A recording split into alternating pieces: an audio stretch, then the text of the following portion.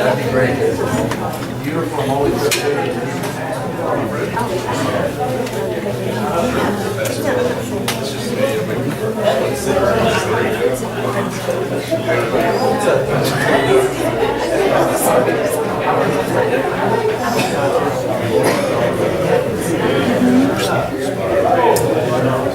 Can you see this?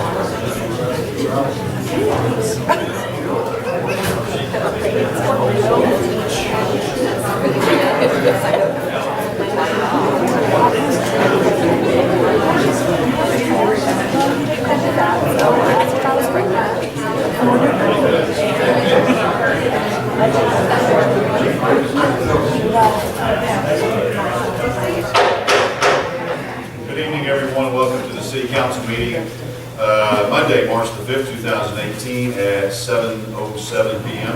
Ms. Derry, would you call the roll, please? A.C. Brown. Here. Lee Johnson is absent. Rob Powell. Here. Daniel McDaniel. Here. Tim Terry. Here. Lance Terry. Here. They're in the forum. Thank you. If you would all please stand, we will have our prayer this evening led by Brother Ronnie Gill from Greenwood First Baptist Church with the pledge of allegiance by Chief Will Dawson. Would you join me as we pray? God, we thank you so much for your blessings. We thank you for this community, and we are so grateful to be able to join together and experience what it is to be in a free country. Lord, we ask your blessings on this meeting. I pray for those that are in leadership in our community, that you'll give them guidance and discernment as they make decisions. And Lord, we again just thank you for many, many people in this community that serve us. So God, we ask your continued blessings on us, and we pray this in Jesus' name. Amen. Amen. Allegiance to the flag of the United States of America and to the republic for which it stands, one nation, under God, indivisible, with liberty and justice for all. Thank you. You may be seated. At this time, I would ask the council for their approval of the minutes of the February 5th, 2018 council meeting. Make that motion. Have a motion and a second. Mr. Brown. Yes. Mr. Powell. Yes. Mr. McDaniel. Yes. Tim Terry. Yes. Lance Terry. Yes. Unanimous. Thank you.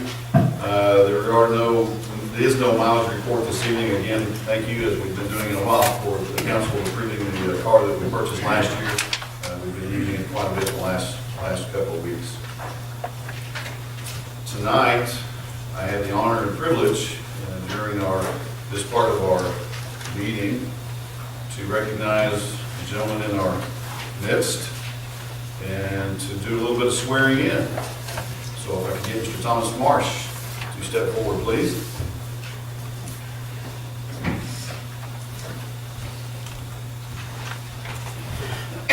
Tom is our new finance director, and we're very proud to have him. We'll talk about Tom a little bit later. We like to talk about Tom as much as we can. We'll talk about his coming to Greenwood and that sort of thing here in a little bit. But I have a very distinct privilege to swearing in Tom tonight. This is his second role, I believe. This is a governor-appointed position with the Arkansas Commission on Law Enforcement Standards and Training. And this, I'm looking at his letter right here. It expires January 14, 2025. And so congratulations on being appointed again. You obviously did something right the first time. Apparently, on the back. So Tom, if you'll raise your right hand and repeat after me. I, Thomas Marsh, I, Thomas Marsh, do do solemnly swear that I will support the Constitution of the United States and I solemnly swear that I will support the Constitution of the United States and the Constitution of the State of Arkansas, and the Constitution of the State of Arkansas, and that I will faithfully discharge the duties and I will faithfully discharge the duties of Arkansas Commission on Law Enforcement Standards and Training, of Arkansas Commission on Law Enforcement Standards and Training, upon which I am about to enter. upon which I'm about to enter. Congratulations, sir. You are sworn in.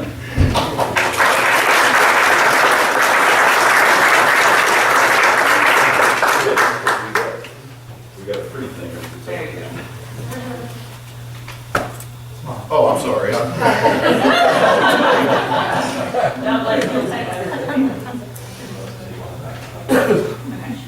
So if you get pulled over, I think state trooper, this is the man to see, I believe. Is that correct? Oh, Thank you, Tom. Thank you.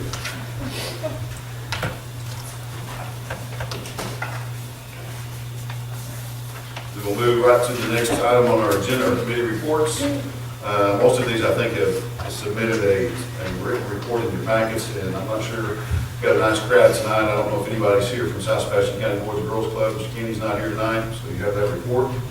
No. You're not? Okay. If you have any questions, please let us know. Tammy and myself will direct those questions to Kenny out of the Boys and Girls Club. SRCA, Ms. Lisa's not here. There's a report for Yes. Lisa. Again, with all these reports, if you ever have any questions and we're not here to answer, just let us know. Parks Commission, Ms. Bell, don't see her. There is a report. MHT construction progress update, Mr. LeJean.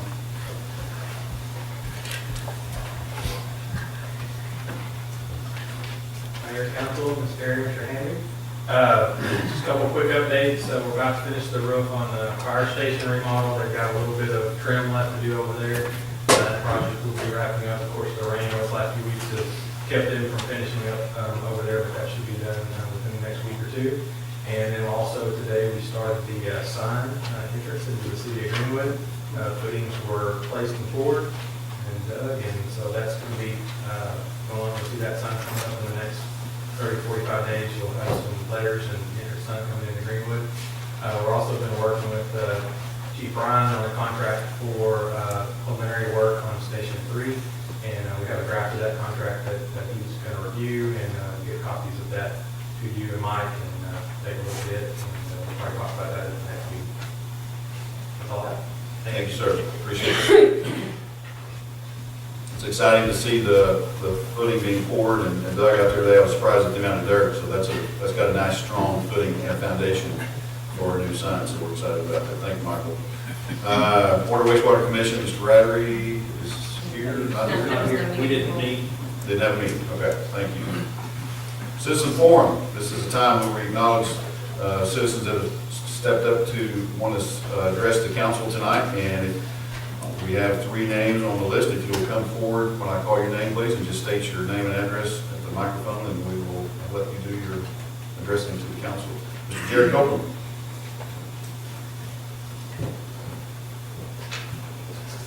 Thank you, Mayor, Council, Mr. Derby, and Mr. Henry. I appreciate the opportunity to come up here again. Last month I was here. I did not really plan to speak, but I did, and I appreciate that opportunity. I have about a 45-minute speech prepared. I can outdo that, but you go ahead. Yeah, we'll say that for another time. I am running for Sebastian County Sheriff. I spent 25 years with Fort Smith Police Department. I enjoyed every minute of it, and I'm thrilled to be able to say that. I'm fortunate to be able to say that. I don't think there are a lot of people who can say they spent 25 years somewhere and enjoyed it as much as I did. Law enforcement is what I know, and it's what I love doing. And so when I retired back in May of last year, I started receiving phone calls from people wanting me to run for sheriff.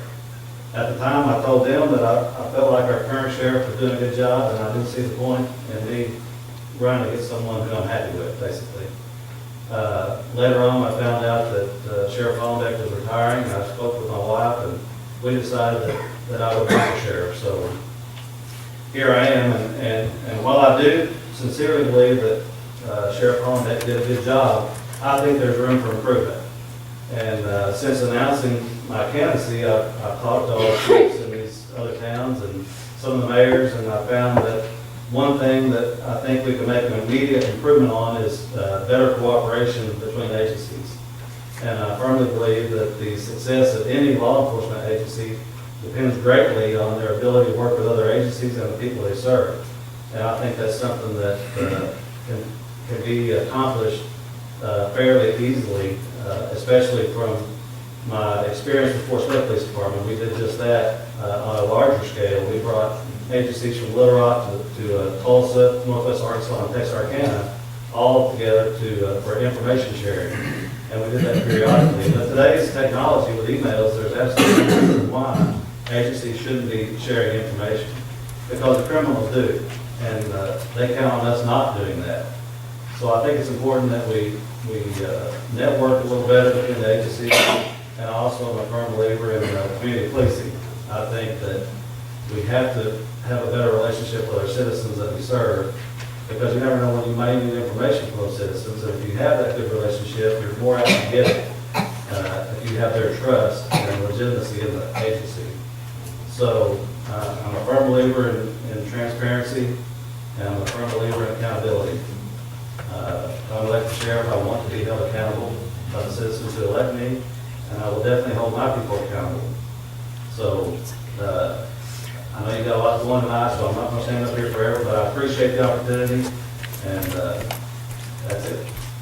Thank you, sir. Appreciate you. Thank you. Next on our list is Mr. Roy Moss.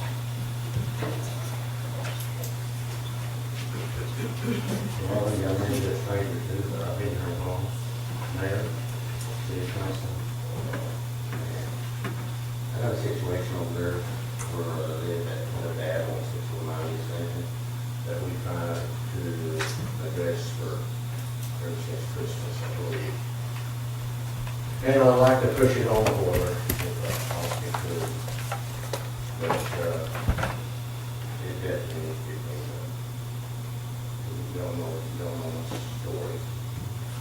But I'm sure that this type of everyone needs to jump on there and look at it. If you haven't, you need to. But I'd like some help to get that cleaned up if it's all possible.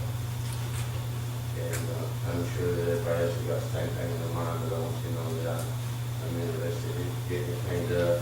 I have some pictures if you want to look at them. If you don't, that's fine too, whatever you want to do. You can pass them down the clean so you can see. We'll start out with what we're here. I would say, Mr. Moss, today, Friday, I was able to reach Joe Comer, who is the one who's offered and volunteering to do that. And I know, as we talked to also, obviously, and Joe pushed the material over next to the road, I think. And I visited with Mr. Comer Friday, and he assured me that this week, weather permitting, he would have that gone. That'd be good. Yeah. We're going to get flooring and all right. Well, I'm talking to him. We're discussing it. I didn't want to push him too hard because he did volunteer to do it. So we want to help him do what we can with it. But he assured me that his intention was this week. The only thing that would slow him down would be the rain, because he can't take it down his property without being mud. So at least that's, and I'll call him again. Okay. Well, In fact, I kind of hoped it was already gone, but I didn't go through that.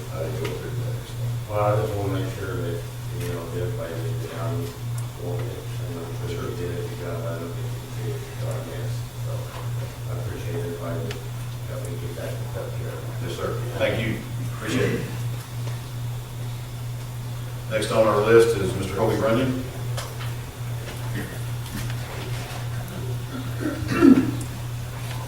Thank you, Mayor, Council, citizens. My name is Hobie Runyon, and I'll keep it short. I know you do have city business to take care of.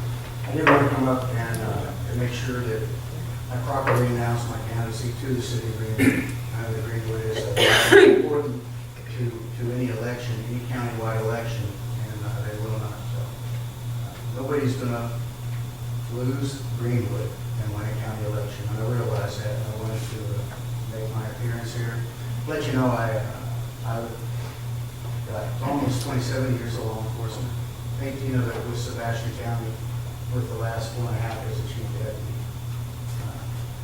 I I am an Iraq and an Afghan veteran, and I'm not done serving my community. I know that we value service in Sebastian County, and I think that my friend Jerry Copeland is right. There is room for improvement.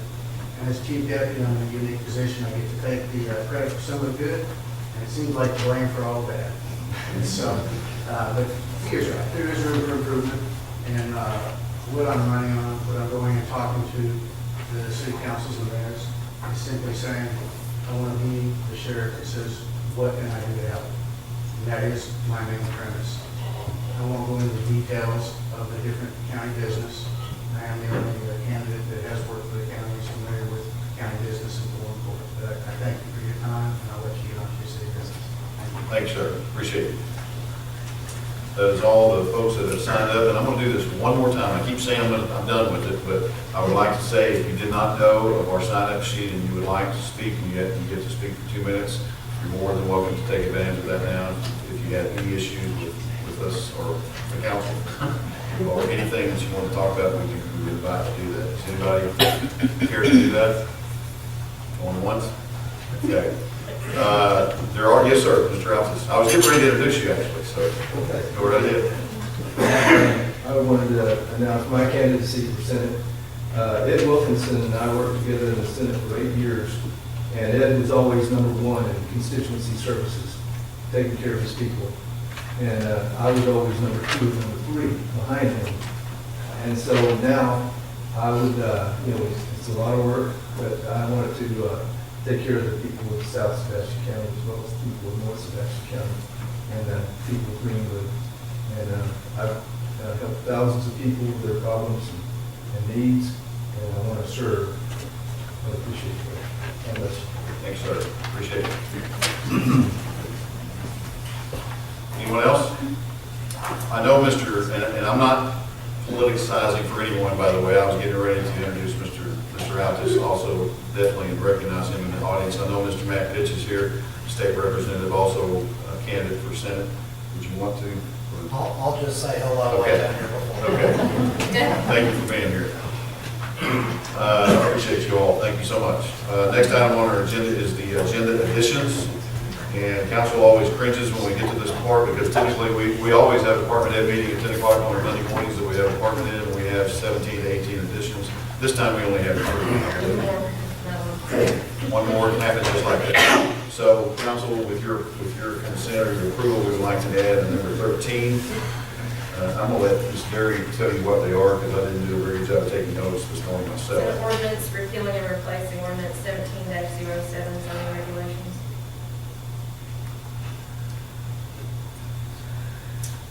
And we have a number 14. Maybe it's better bidding, I believe, fire department. Is that Yes. correct?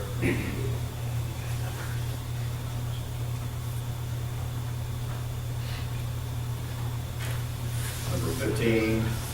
No. So waiving competitive bidding on purchases of security trailers.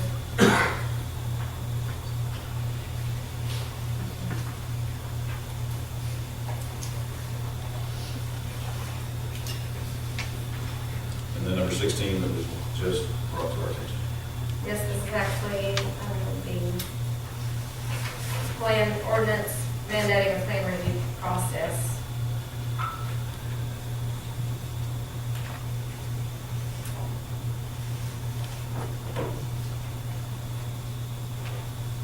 Council's okay, approval on that, we'll move on. I would also point out that we have David Benz here. Oh, I'm sorry, yes, thank you.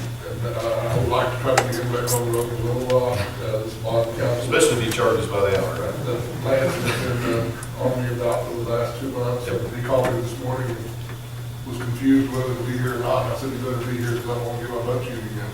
So yeah, he's here. Okay, we will actually, with council's approval, we'll work him in immediately after these agenda additions, right now, if that's okay. Certainly don't want him to have to stay for the state of city address because you won't get home until tomorrow. We might as well add it in the Yep. admin's one. Yes. One issue. So we'd like to add that to the agenda, and it would be number 1, I guess.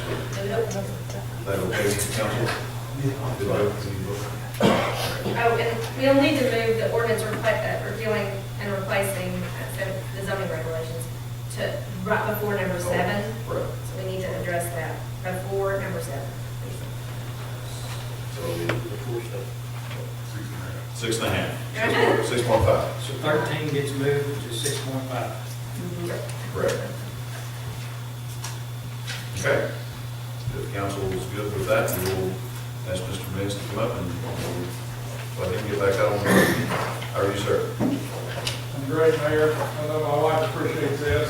She said, "Where are you going tonight?" I said, "Greenwood." She didn't know where it was. I told her, What's Greenwood? nearly in Oklahoma. We take offense to that.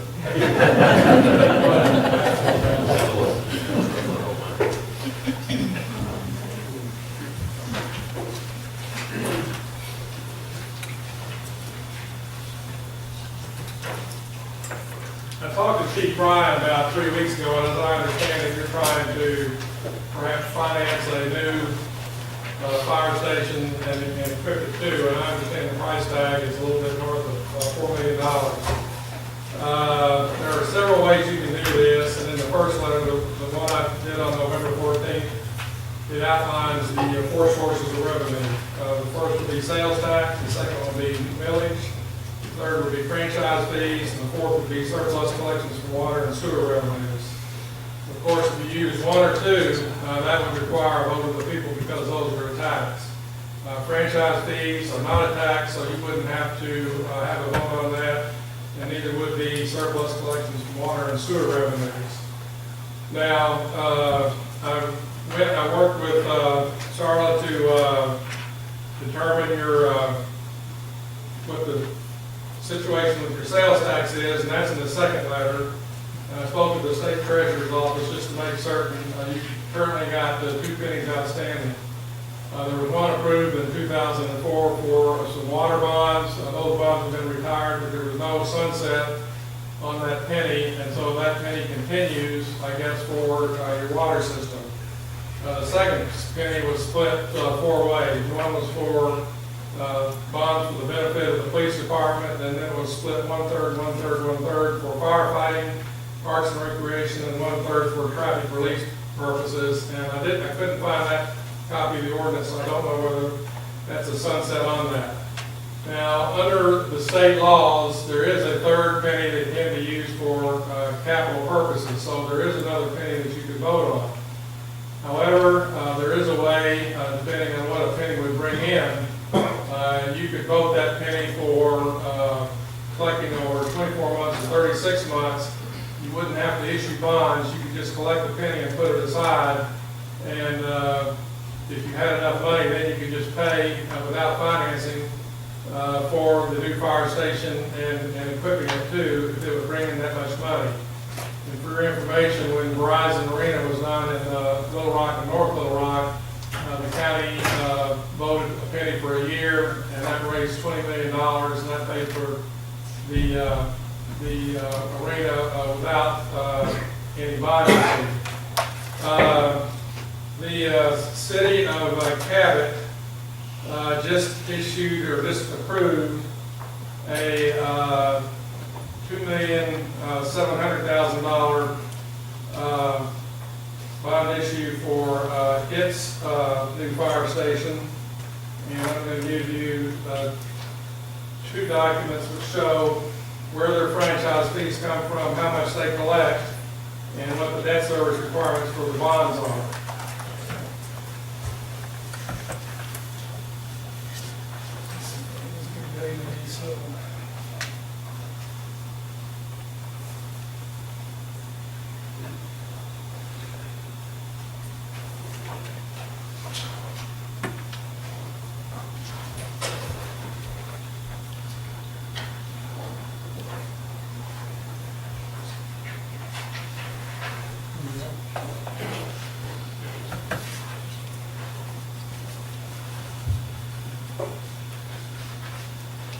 So that gives you an idea of what they did. And then finally, I had a local investment banker run a financial analysis. If you did the whole thing with franchise fees what it would cost, and this is going to be of interest to your CFO, because I know you use your franchise fee for the city budget, but this shows you how much would have to be pledged.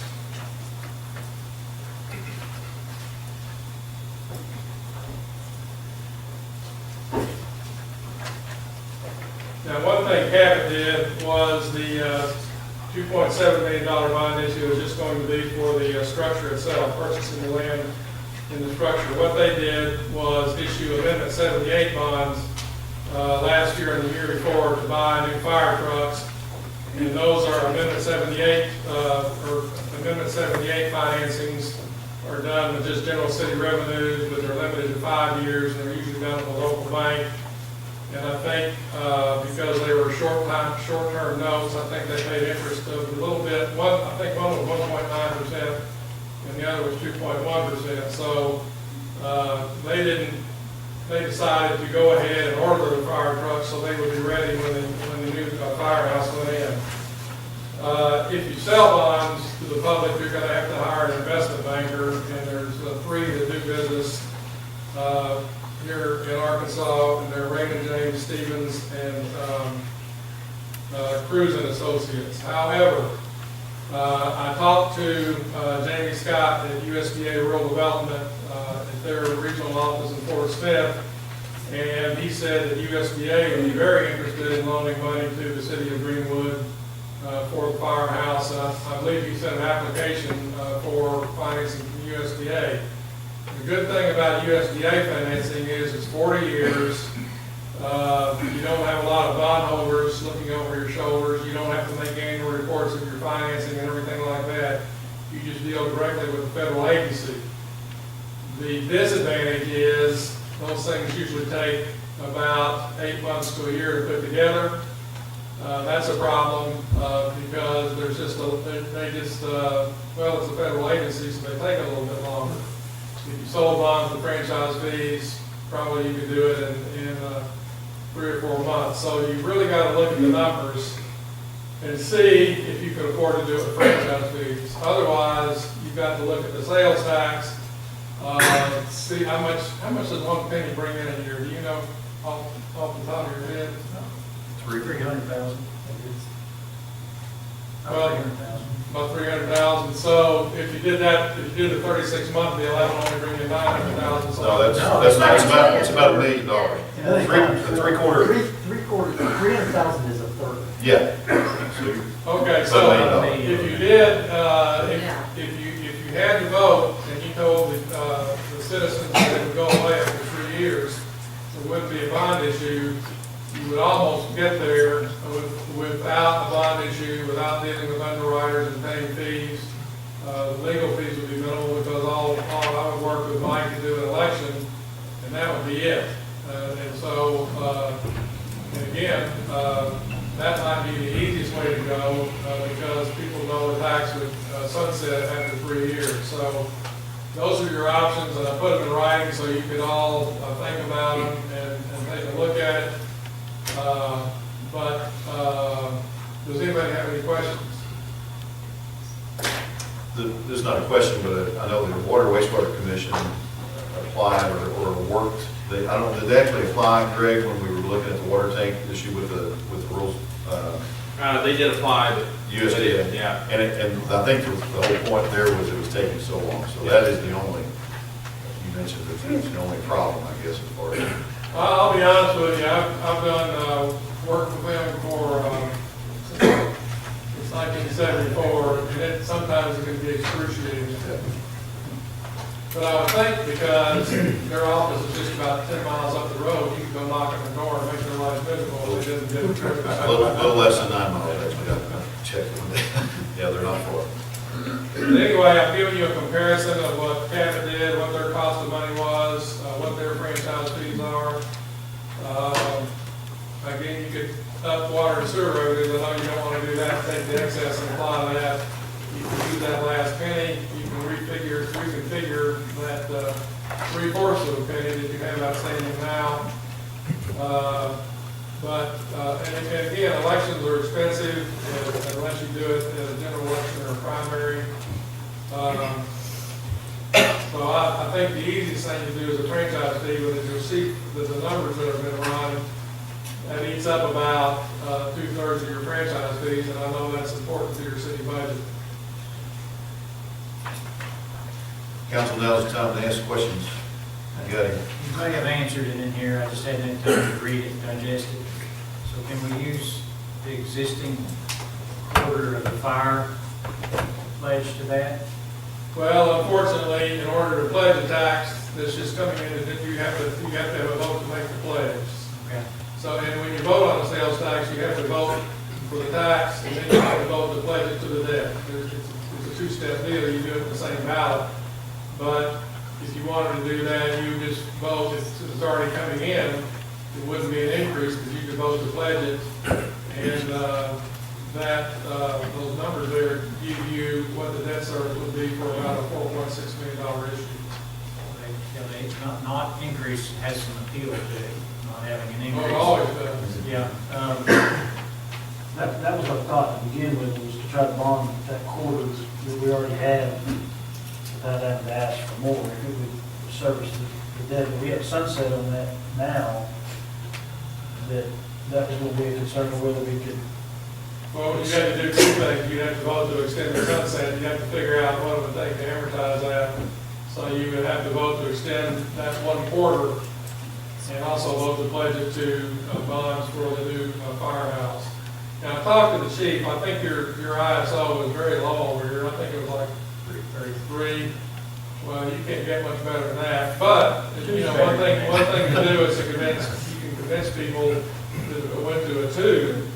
You can do a calculation about what that would save in home insurance, and usually that's a significant amount, usually $200 or $300 a year for each ISO point drop. Well, I'll look at the amortization, but, so if we did that, we'd have to put 2 questions on the ballot. The existing sales tax and just extend it, and then turn around and pledge it for a bond. Right. Or it could be pledged to the USDA. Right. Which the only downside is it takes longer. We're not in a big hurry. Well, the man I deal with at USDA is a very nice guy, and I think when you work with him, he just did financing for James Fork Regional Water.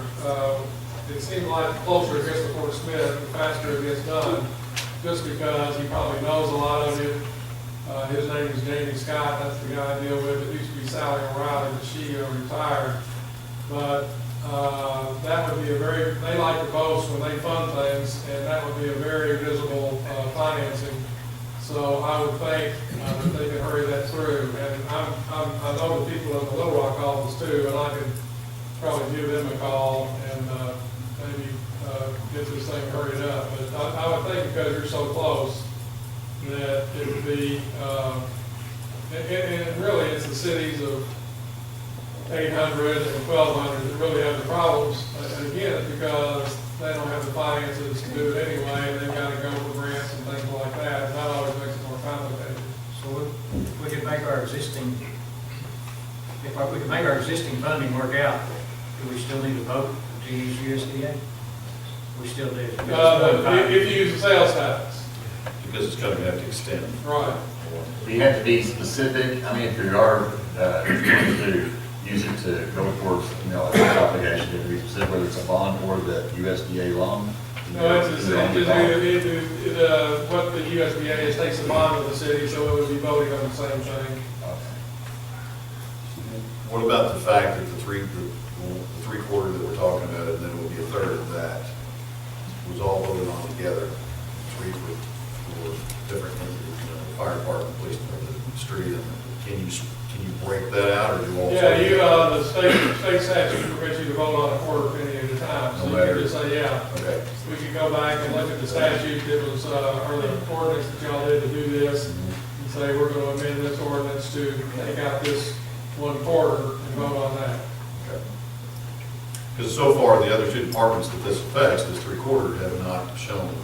I mean, everybody would like to do more things, but they're not necessarily coming to the council saying we want to do something too, bond or something. And again, you would put in the ballot that if the vote failed, that the tax would continue as is, as approved in the previous Stay the ordinance. same. All right. So if we wanted to move forward, what would be our next step? Figure out what we want to do. Yeah, and again, it takes longer than you just do with USDA. USDA sets a legal fee, so there's a cap on that. You don't have any investment banking fees. That's usually a point and a half. You have to set up with the trustee, and have your money go to a trustee, and they pay the bonds. The law has changed over where you have to do continuing disclosure, where you have to report every year to a nationwide thing to show where your income's coming from, and that reporting requirement trips up a lot of cities if you don't have a good trustee. So it's just, as far as administrative work, the USDA loan is a lot, there's just a lot less paperwork. And once it's set, it's 40-year money, so the amount you pay every year is a lot less.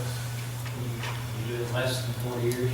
Yeah, they have, in all of their documents, you can always prepay it. And there's no lockout provisions, you can prepay it at any time. So down the road, if you wanted to vote to refund that debt, you could use any of these provisions to do it. So we could use the existing quarter that we have dedicated for fire and use it for this 40-year FDA. And your pitch to the citizens of Greenwood would be, it's not an increase, it's just extending the sunset on this quarter of penny and vote to secure debt with it. So to me, that seems to be the most appealing. That would need to be put on the ballot to be voted on, right? Right. So how would we prepare to put that on the ballot? Well, y'all have a primary anyway? I'll have to look, we might be able to get it on the ballot today if you wanted to do that. But here's the thing though, you don't know whether you're gonna get approved by USDA, so I think you ought to, if you wanna do it that way, or you need to retain the investment banker, and they get in and give you a schedule about what goes when. And, usually out here, elections cost $5,000 to $10,000 at a minimum, so the thing to do might be to get your ducks in a row and just do it at the general election. But then again, you've got a lot, I don't know the politics of it, but you've got a lot of people coming out, and a lot of people don't like to do it in the general election. There's reasons why. So you just have to decide, and again, if you want to relook at your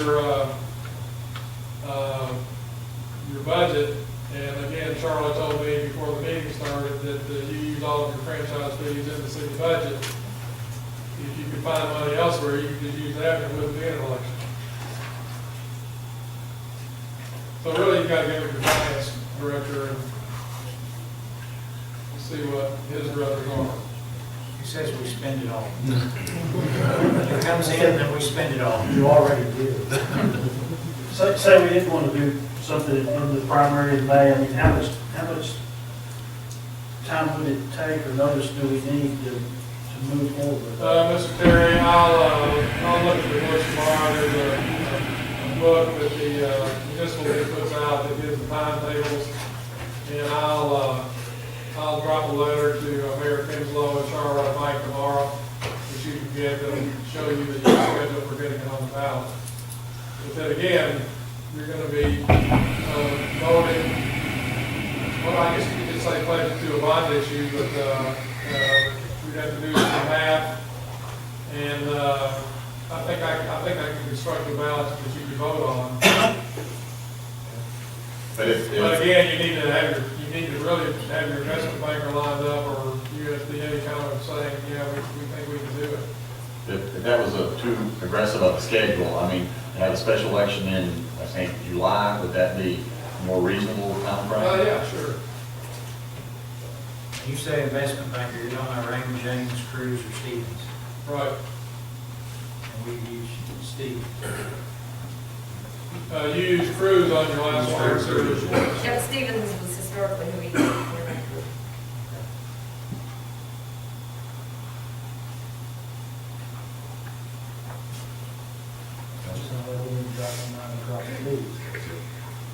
And the gentleman, Jamie Scott, just did. Jamie Scott. Okay, so I may research that a little bit too. One small question, did you figure it at all, we have some debt right now for about 5 years, I think it is, with the fire station property that's already, we're using from the sales tax. I don't know if it affects your figures, it probably does. 'Cause Well, what you ought to do is probably just bond it into this bond issue to pay it off. Yeah, capture it into there, yeah. Pay that for term loan. And then again, you know, one thing you can do is what Cabot did was they financed their heavy equipment, 2 new fire trucks with an amendment 78 deal, which is just a 5-year note, but you don't have to have a vote on that, you just pay that out of general revenue. So that one, if you didn't need to put new fire truck, if you didn't need to do this financing, if you just wanted to do the fire station, those fire trucks cost close to $500,000 a piece, so that might reduce it by about $1 million. As far as a municipal bond issue, I mean, right now in the state of Arkansas, what is the going rate on to make it, you know, a viable issue? Well, you're looking at the rates right there on the last sheet I gave you. They've gone up since they've been the lowest in the past 2 or 3 years. But now that the Federal Reserve is raising rates, are going up a little bit.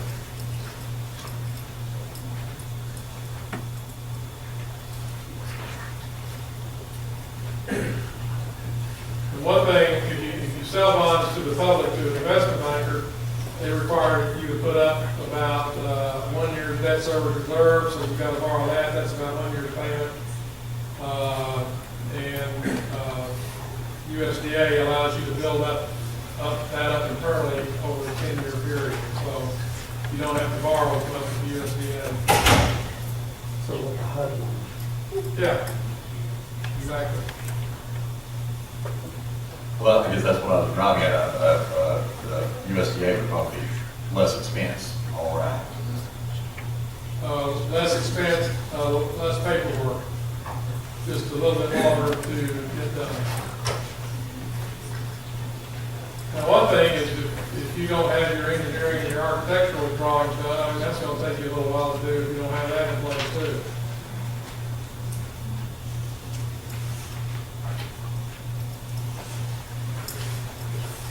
He's got a thumbs up back there, he's on it. Calling the architect as we speak. Yeah. Oh, the architect's here, wait a minute. He's back there drawing. These franchise fees, we make out all this, is there a limit for it? What max that? I mean, as far as raising. We're at the max. Max is 4.5. 5. We're at the max. What do you mean 4.5? What? What do you mean 4.5? Whatever the max was, we put it there. But before you got on. Cabot's got 6 sources of franchise fees, and they're listed in one of those. Yeah, I'm looking, that's what I was looking at. I blame everything on Daniel, but it was actually when he was off, so we raised it to the max. The franchise fees on the sheet you provided us, where are they from? Yeah, That's Cabot. That's Cabot.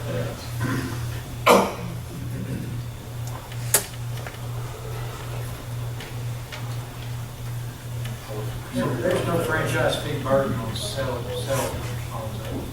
What's that? Cellular phones? Cell Yeah, I companies? think so. They pay just like the landlines. Well, actually, I'm not sure. Well, I'm not sure either. I just remember, I was hoping you were sure. No, that's, I'll have to look at that.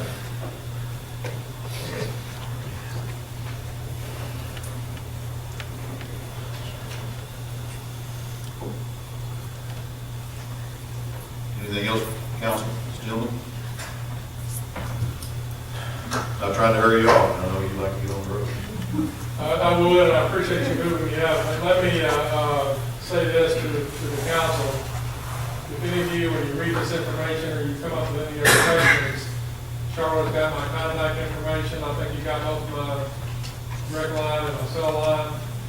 Just give Charlotte a call and give me a call, and I'll be glad to answer your questions you have. And Mike and the mayor, I'll get all of you. It's also on this letter, I mean, okay, Eastern Green Park.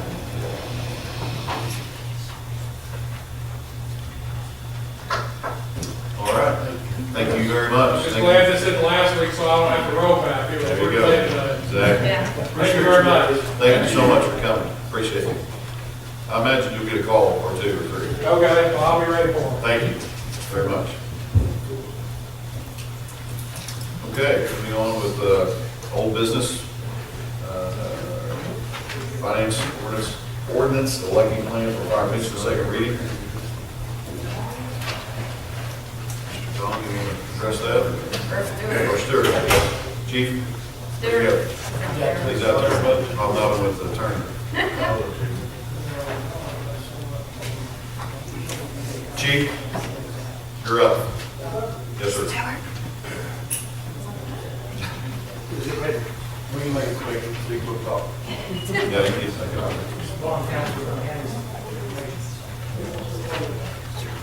Ordinance collecting plan for fire pension. Second reading. What?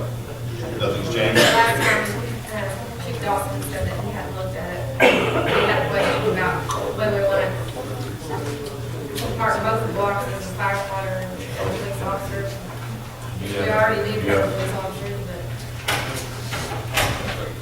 it's a bird. I was just repeating what you said. No, I'm just. Shoot. Oh, I'm sorry. Yeah, there's one police officer right now. That we have one auxiliary. Officer that is covered, so we need to do both of those, that would be good. But when I was asked that last time, Chief Dawson said she had not looked at this or looked into it, so have you? So we're comfortable with the council second reading and then allowing the chief time to take a look at that.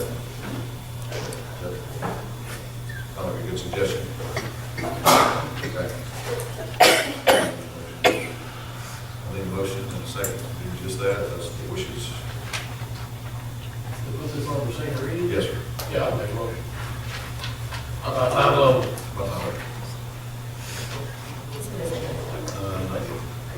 I'll second. Got a motion in a second. Brown? Yes. Powell? Yes. Daniel? Yes. And Terry? Thanks, Terry. Yes. Unanimous. An ordinance authorizing the election of lot fee benefit program for Program 4 for eligible employees of the city of Greenwood and other purposes. Thank you. Thank you, chief. He's already on. First item on the new business, unfortunately for you folks, is the mayor's State of the City address. Wagering has begun up here on the council bench. If anybody wants to get in on it, we don't condone gambling, but we do on this evening. All right? What's the over under? And you can't officially start until I start, right? I guess.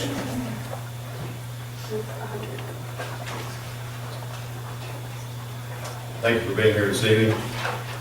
And this is required by law, State of the City address within the first 90 days of each year. So we like to wait till the very last minute to get that done. So appreciate you being here tonight. Tonight, I want to acknowledge our city councilman. I want to thank you so much for your dedication to our city. I count it an honor and a privilege to work alongside of you. And Tracy Brown, Lee Johnson's not here tonight. He said he wasn't going to come because I was speaking.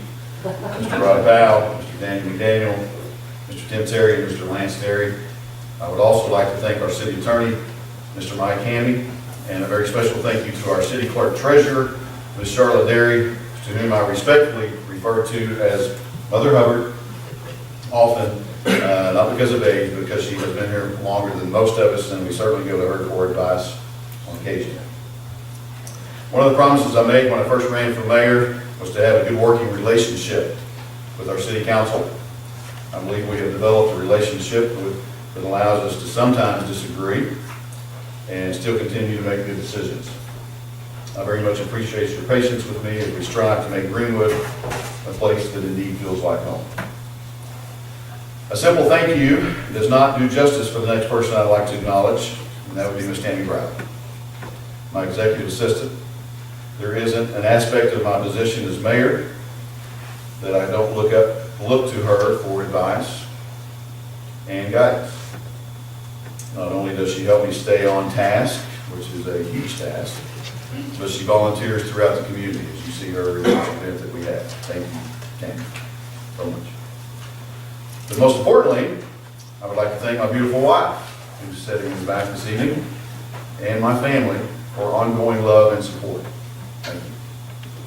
Tonight, I would like to say that the city of our state is, yes, or the state of our city. Either way, we're strong. I believe it is strong. That's not the last time you'll have an opportunity to play. I believe it is strong because we have a solid foundation in our citizens and our community. This past year, we dedicated a bronze sculpture named Freedom in our downtown Memorial Square. I want to thank our veterans, past and present, for their sacrifices that allow us to possess and enjoy the freedom that we have today. The sculpture depicts a mother and a father eagle with 3 eaglets. This serves as a symbol of freedom, as well as a beautiful reminder of family. After all, this is one of the things that makes Greenwood special, the families that call our city home. The eagle sculpture was lovingly crafted with great detail by local artisans Jim and Judy Dotson, a family from our very own community. I would like to thank Farmers Bank, State Representative Charlotte Douglas, Mike McAllister, and the Greenwood A&P Commission for their generous donations to the Eagle Project. In 2017, we were blessed to have hired a new finance director, Mr. Tom Marsh, who has brought a new life to City Hall and a better understanding of how our budget works. A great example of his knowledge was his detailed explanations of the changes being made to each department head and the council during our budget study session. I want to personally thank Tom for being here and being a part of our team. I know he has gone through some very trying times with his lovely wife this past year who was in an automobile accident, and we are thankful she is recovering well. In fact, she is there this evening, and thank you, Tia, for being here. One of the budget highlights that I believe is important to point out is the fact that we have a balanced budget. Within this year's budget, I'm also happy to report that we are investing $2.3 million back into the city's infrastructure in roads and water services. Our departments are one of the strongest components of our city's structural foundation. I would like to begin with our police department. Not only do we have one of the best trained police departments in the state, but also our new facility allows us to help train other departments. We have personnel qualified in crisis intervention techniques to help identify behavioral health issues, and officers educated in implementing school safety and security procedures. Never more important than it is today. The department was also instrumental in solving our city's stray animal issue. I would like to thank Michael and Deborah Gray of Mountaintop Kennels for providing a safe place for these animals. I have had the honor and privilege of swearing in several officers this past year. Many within the department were recognized for their exceptional service recently. Officer of the Year went to Sergeant Jeff Fugit. The Mayor's Choice Award was given to Officer Josh Morton. Chief's Award to Officer Tim Gossett. Ambassador Award went to Officer Josh Salih. DWI Detection Award went to Sergeant Eric Pippen. The Top Shot Award went to Corporal Joey Deere. I was right behind him in that. And Reserve Officer of the Year was given to Caleb Williamson. In 2017, Greenwood was ranked second safest city in Arkansas. This is not something to be taken for granted. It is something to be proud of, but we also must stay diligent and stay on top of things. Chief Will Dawson commands great respect from his officers, and they do an outstanding job protecting us, and we thank you all. Our fire department led by Chief Stuart Bryan, continues to improve as they look toward the future. We have one of the top rated volunteer fire departments in the state because of their commitment to training and our city's investment in equipment. One result is our outstanding ISO rating of 3, heard it earlier. This rating saves our citizens somewhere from $50 to $75 per year, sometimes even more. When you consider the savings as a whole, it comes out to around $275,000 per year. We continue to be a fire-wise city and a ready, set, go community. Last year, the department responded to a record high 700 plus emergencies. The Fireman of the Year was our very own Councilman Lance Terry. Our Fire Chief Stuart Bryan is the president of the State Chiefs Association here in Arkansas, and we're very proud of him for that accomplishment. The Greenwood Fire Department does an incredible job, and we are extremely grateful. In 2017, under the direction of the Water and Wastewater Commission, Chairman Steve Rattery, a new 1 million gallon and a 200,000 gallon water tank were constructed and placed online. These new tanks give our Water and Wastewater Department Directors Mr. Tim Posey and Director Greg Cross better control over our water quality and service. Last year alone, the wastewater department repaired and maintained over 15 miles of sewer lines. I would like to recognize Mr. Greg Cross, who is serving as president of the Arkansas Rural Water Association. We are honored to have yet another director representing our city at state level. Last year, the City of Greenwood Street Department, under the direction of Simon Wiley, completed several overlay projects such as Bell Park Road and established new sidewalks in coordination with the Parks Department. This year, Greenwood has been approved for a $250,000 state aid project through RDOT for the overlaying of Denver Street from Highway 71 to 10 Spur. We look forward to this project getting underway, and I know I talked to representatives from the school. They're very excited because that's a very main thoroughfare for our bus route.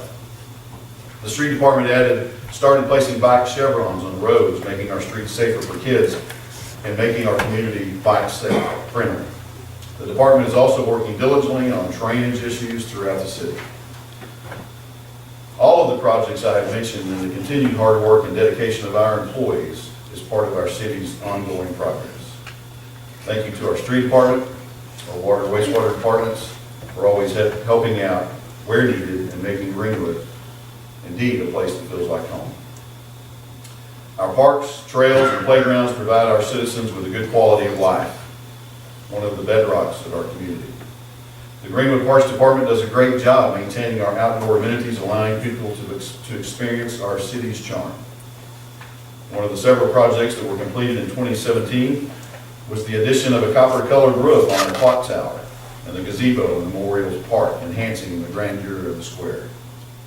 The department developed paved walking trails across the city and also expanded the nature trails at Greenwood City Lake, where they also improved the boat ramp and the parking area. The Ed Wilkinson Pavilion in Bell Park generated over $40,000 in city revenue. The pavilion serves as a stunning venue for weddings and events throughout the year. I would like to thank the Parks Commission, chaired by Cindy Bell, for their pride and their dedication to making and keeping Greenwood beautiful. Former Parks Director Richard McKinney, who served 4 years and will be greatly missed, retired in December. Richard, thank you for your service to our community. We are proud to welcome our new director, Mr. Nathan Neighbors, and his wife Kate, 2-year-old son Cooper, and 5-year-old twins Harper and Kennedy. Pray for Nathan. Some of his goals include the implementation of signage, procuring a design for a splash pad in Bell Park, and completing the Boy Scout Hammock Park. We are certainly looking forward to what he will bring to our team in the near future. The Greenwood School District is one of the top-rated school systems in Arkansas, as you know. I know on a personal level that Greenwood has some of the best teachers in the state. I know this because my wife teaches kindergarten. She and her many colleagues do an amazing job. Greenwood Schools gives our children a very solid and strong foundation for the future. Our district's STEM program starts in elementary and goes through high school. Our schools have top 5 and top 10 statuses and performances. Our high school ranks 10 out of 10 in college readiness. Our elementary schools established the groundwork for these extraordinary assessments. One great program that East Point Elementary introduced this year was the mentoring program, of which I'm very honored to be a part of. Westwood Elementary rises above and beyond with their Leader in Me presentations. The Bulldog Learning Academy began in 2017 as part of the Freshman Center. It gives students more control over their education, allowing them to accelerate through their coursework. Greenwood schools excel in sports and extracurricular activities due to our exceptional coaches, teachers, and staff. The Greenwood Bulldogs hold the 6A titles in football, volleyball, and girls golf for 2017, and maybe girls basketball soon. Among other honors and accomplishments, the high school band brought home second place from the Northwest Arkansas Regional Classic, and the junior ROTC passed their 3-year inspection with Exceed the Standards. From the leadership of Superintendent John Ciesla and retiring longtime Principal Jerry Eford, we thank you, Greenwood School District, for your dedication to our children's education. Greenwood is indeed growing at a steady rate. We have a great economic development committee chaired by Michael Lejeune, which works to develop strategies to retain businesses, help them expand, and bring in new companies. Businesses are the anchor of our economy.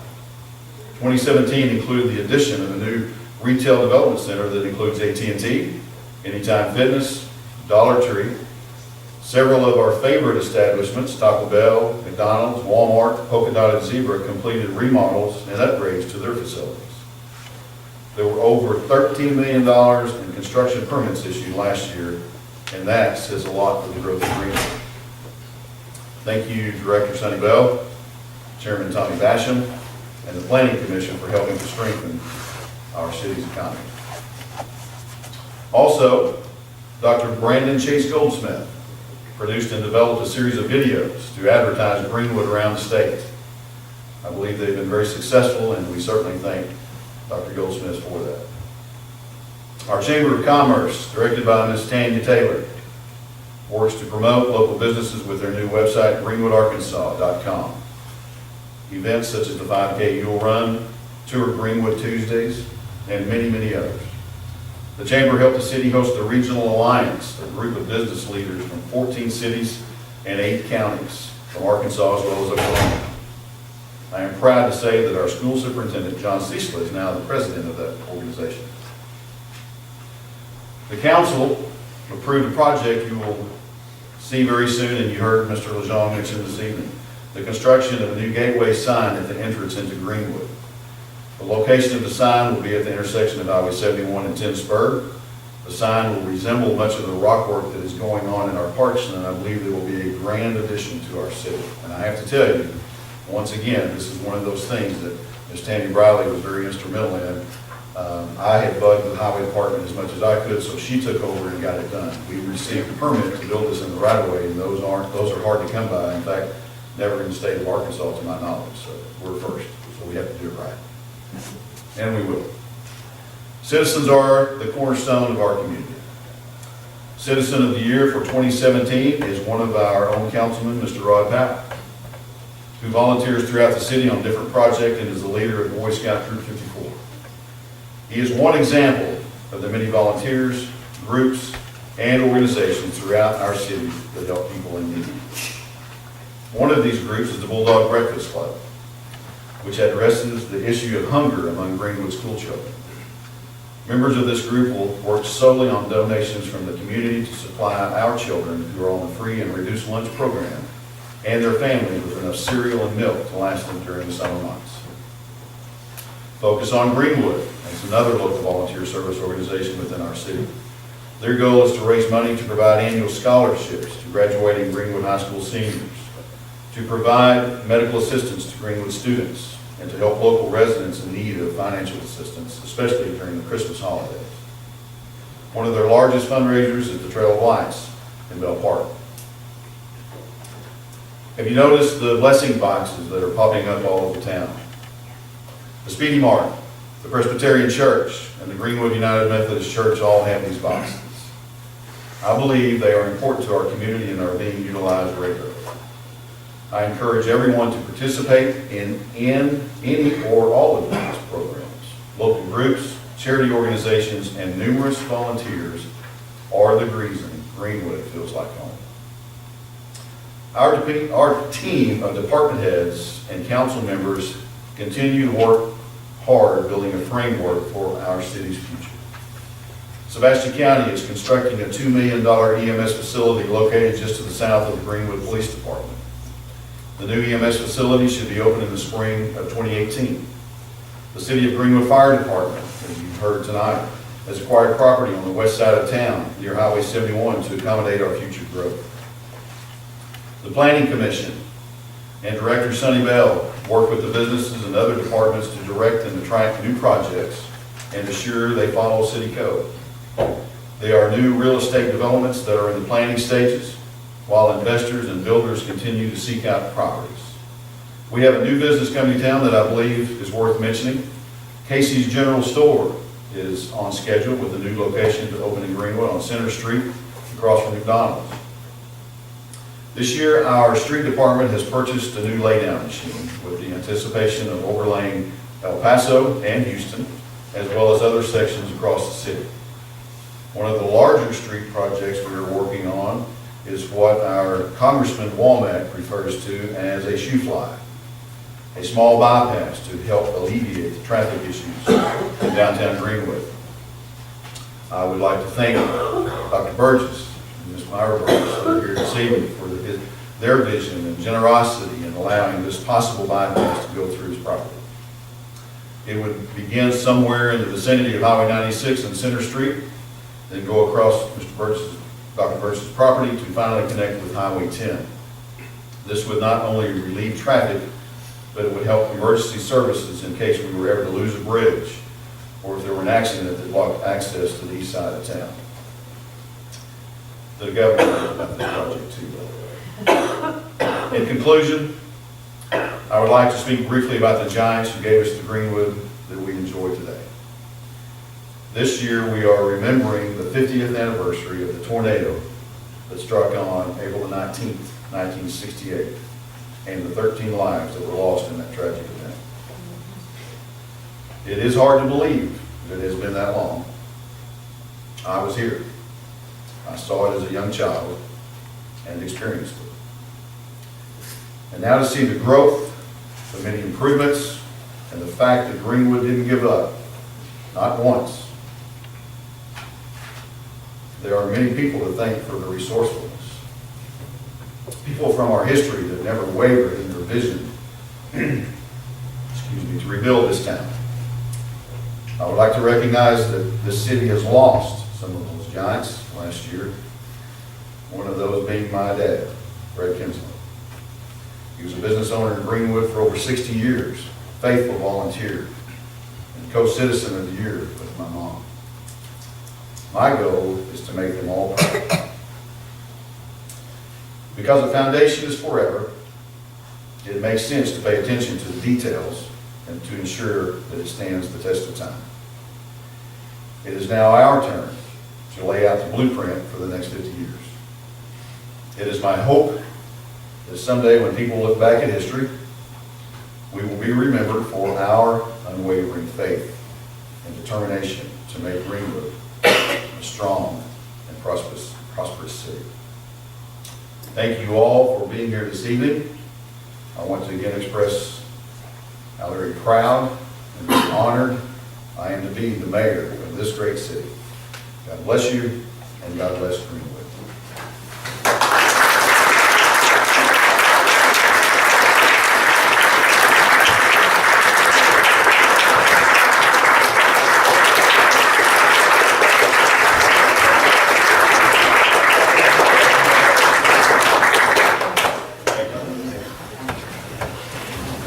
Okay, who wants that?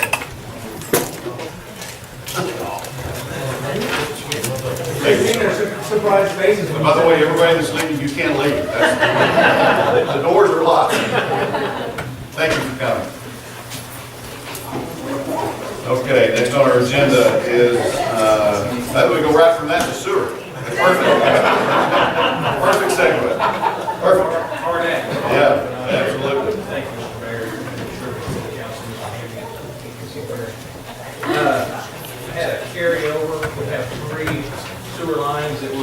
replaced, we were gonna replace them last year. Of course, I figured the amounts in 2016. 2017, evidently prices went up quite a bit. When I figured that the ones that we had previously put in were like $70 a foot. What you sort of take the estimations at when you put them in. I figured these at $104 a foot. This was our second bid, the second highest bid we've got. They came in at 190, so I'm about $50,000 short. That's 125,000 for 3 lines. There's one line on Nashville behind the houses going to Division. It's always been a problem line. There's another one down on South Coker that's near the road that's had a lot of problems. These are just ones that we know we've had a lot of problems with. We replaced probably 4 or 5 other lines. And then we've got another one on North Dawson Circle that's like a 2 or 3 inch line. That's their sewer, so we're going to replace it with an 8 inch. So, but I am asking for another 50,000 plus I put another 10 for engineering and 10 on top of that for rock. So I'm asking for $70,000 for the replacement line. I hope they don't go up any further. But do we adopt this resolution? Have a motion and a second to adopt the resolution? Brown. Yes. Powell. Yes. Yes. Yes. Thank you, sir. Appreciate you.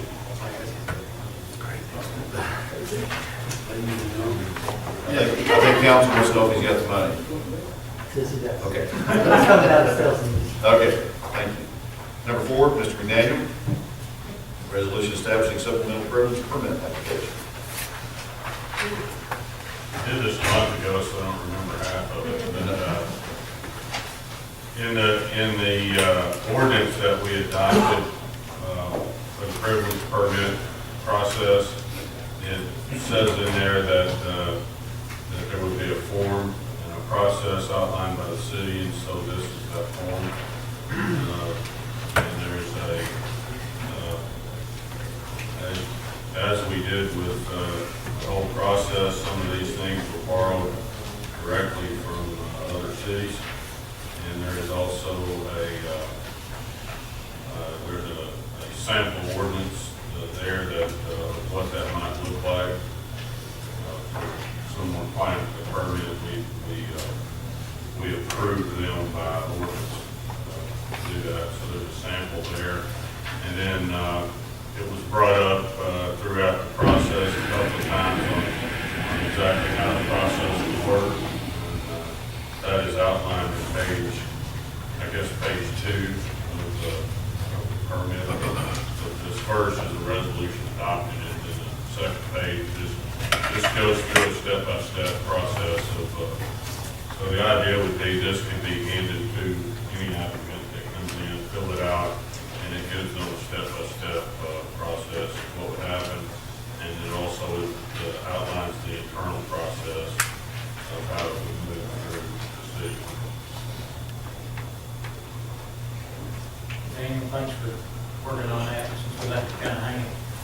Hey, on the first page of the resolution, I'm not sure on section 3, if we can repeal an ordinance with the resolution. Right. Nice looking at that. You can't modify an ordinance by anything except for another ordinance.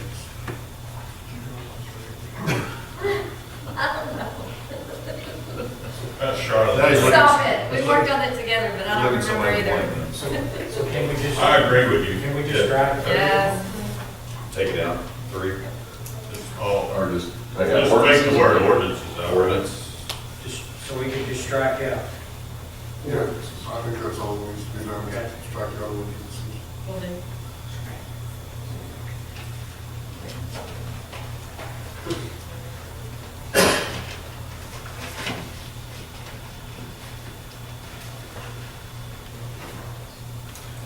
So,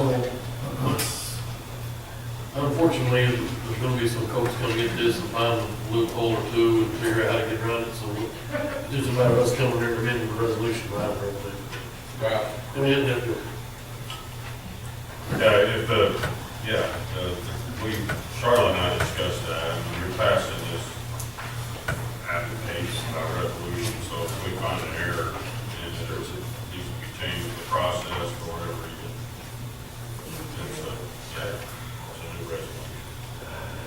mean, this is administrative as well. The sample ordinance would be the only thing to kind of inspect, because, you know, if that work goes through for someone, you know, you have to publish it. So it's a little more binding, I suppose. We had anybody figure out yet, Charles? No, we couldn't, because it's not Just don't passed. have to pass. Does it mention anywhere about, you have the, you mentioned the tax, 14 and 10% anywhere, that just, we'll have to deal with that later. I don't think it mentions it in this, you know, this just goes in, you know, and I suppose that they could get a copy of the actual ordinance at the time. Yeah. I don't remember if we said we would give it to them. And it references the ordinance section that's 0 I think it'd be good policy just to get it to them. I can attach it as part of the package. You know, I think it was, Mr. McKinney, when he was here talking about that, you know, it's just, there's a lot to it, and it's very confusing.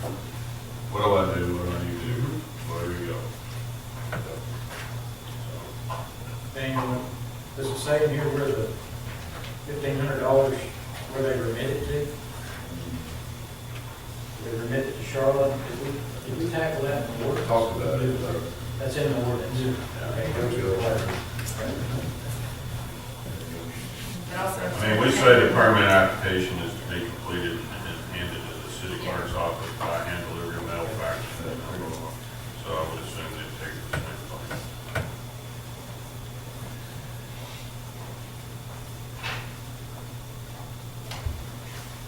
I'll make a motion, we pass the resolution, so I second. We have a motion and a second. Mr. Brown? Yes. Mr. Powell? Yes. Mr. Daniel? Yes. Jim Terry? Yes. Lance Terry? Yes. It's unanimous. And there's no title, it needs to be read. Okay. Thank you. Thanks for doing that. Yes, Appreciate you picking up on that. Number 5, Police Department discussion resolution for additional school resource officer. Mayor, Mr. Derry, Mr. Handy, Council. First, I'd like to start off by saying I think our relationship with school is stronger than it's ever been. I spent a lot of time up there out of office talking to Kevin or John. And for the longest time, they've requested that we get a third resource officer back. But my answer's always been the funding just isn't there. About 2 weeks ago, he suggested that they cover 100% of the salary and benefits. And for me, that's everything we were lacking. Obviously, with the things that are happening across the country, there's not really any time to hesitate, especially with them picking up the tab on this. So tonight, there's a contract that you should have in front of you.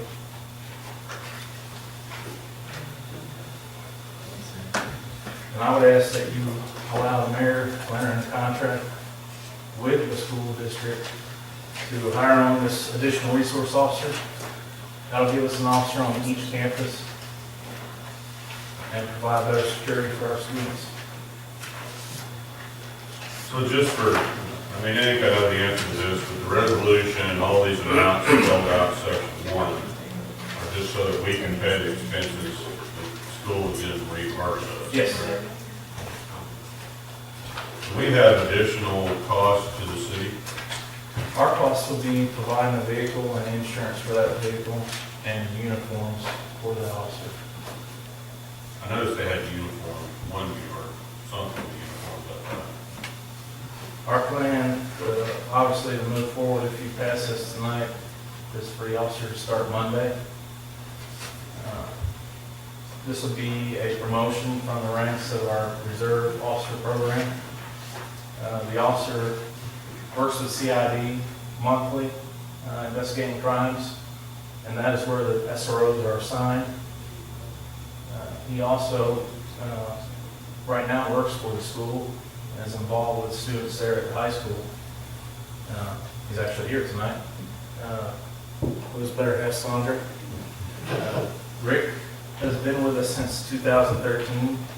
He retired from the Arkansas Air National Guard, I believe, 2 years ago. 2013. Try to win 13.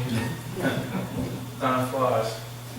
So, like I said, if you pass this, we're looking at Rick starting next Monday, and I believe he's going to sign with Westwood, and the academy would start in April, so he would be at the end of the school year going into the summer to complete the academy and be back ready for the next school year. Chief, this is a contract for the additional officer, right? Yes, and this is just till the end of their fiscal year, which is June 28th. So I would come back. This will be our third officer, right? Yes. Okay.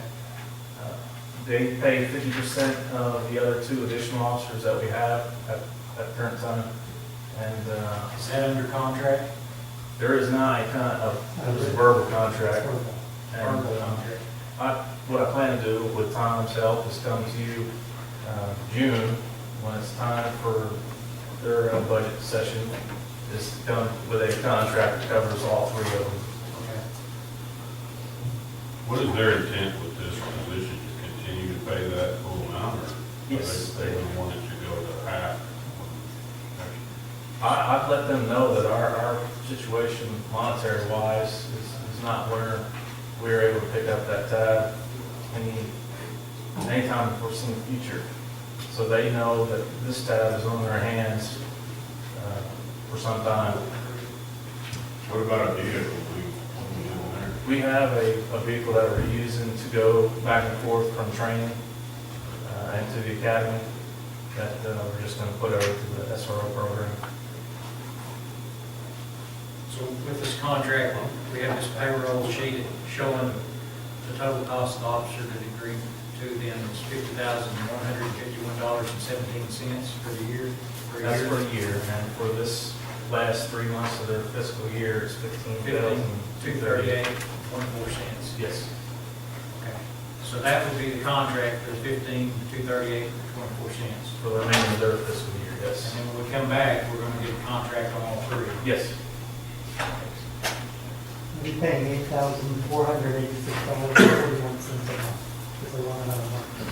And that would be for the 2 officers at half, plus officer at full. So $41,796 a month for the full officer. That would be $50,000 for the whole fiscal year. And then $43,0715 for the other 2. And this is starting in July, right? Starts in July, ends in June. The numbers in the resolution, the budget amendment, don't match this. Which I don't see that. this is about amending the budget, and Is this your document? this was part of the contract, right? This is Exhibit A. Exhibit What is the amount that's in there? A. The amount where, It's not added up. it's not total, but Well, the total in the resolution is $40,363. But the total on this exhibit A is, That's okay, for the so that's whole the year. total. Yeah, see, what you have to realize is that while that 15,000 is going to be budgeted for the remainder of the school's fiscal year, we have to account for the other 6 months that is in our fiscal year, which is why that 40,000 is there. It's going to be the 15,000 and the 6 months of the 50,000 added to it. So you have to look at, we're looking at 9 months, not just the 15,000. we just want to make sure that the resolution is right. Yeah, the resolution that's there, and I don't have a copy of it, is what I'm saying, but the resolution number that's there is the calculation of what it's going to cost the police Okay. department for the entire year. I this trust fiscal year. that it's correct, but just to make sure it's along with reality. Should be 40,000. Yeah, and it's broke out by salaries, the increase in the uniform, the volunteer lot fee. All of the individual items are now identified there on a 9-month basis. That's why you don't see those. Now, remember, the 2 officers are already budgeted. You're only looking at the full-time employee here. This was given to him to show what the full amount would be. This is how it breaks down to your budget. same thing as the other SROs, that when the school's out of session, they do a little work? They do, Workshop, I don't know what your policy is. obviously with the extra time that they work at games and such, they burn their comp time in the summer, so they're back at zero for beginning of next school year. Like I said, we have a great working relationship. They also, if you didn't know, the school hired a retired FBI agent that's over security and transportation that has implemented a lot of procedures and has put in place like a trespasser drill now. So they are doing drills with not just the fire drills, but also these trespasser drills. So he's a tremendous help, obviously, between us, and there's a lot of communication on how we can make the school safer. Obviously, this is one step to know that we have an officer on each campus, not each school, but obviously you know that two campuses have two schools, so one officer will cover those two on those campuses. And one will be by himself on Westwood, which to me, Westwood is vulnerable there by the state highway. And for sure, he's going by himself, I'd say. Mayor, make a motion, we adopt this resolution and authorize the mayor to enter into this contract with the school district. I second it. We have a motion and a second. Mr. Brown? Yes. Mr. Powell? Yes. Mr. Taylor? Yes. Mr. Terry? Yes. Ms. Terry? Yes. Thank you, Chief, and thank you, council, for doing what I think we all consider the right thing in this. We all know what's going on around the country. Council is doing due diligence to do the best we can for our students. Appreciate it. I think we're at 6. Yes. Street resolution expressing to utilize federal aid transportation alternative program. He's there. Welcome. What I'm doing is I'm working closely with the NPO and talking to Weir Engineering to get the sidewalk installed down Center Street. And currently I'm applying for a TAP grant from the state. They'll pay for that. We utilize that grant in the past. Parks has, not the street department, but Parks has. So we'll try to get a little bit of that too to help pay for this project.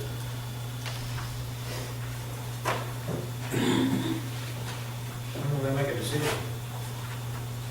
I don't know. That takes a while, I can't remember exactly.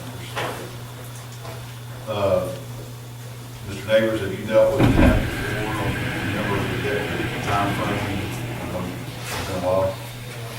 They don't do it overnight, but You're not very specific, you just say Center Street. There's a particular area.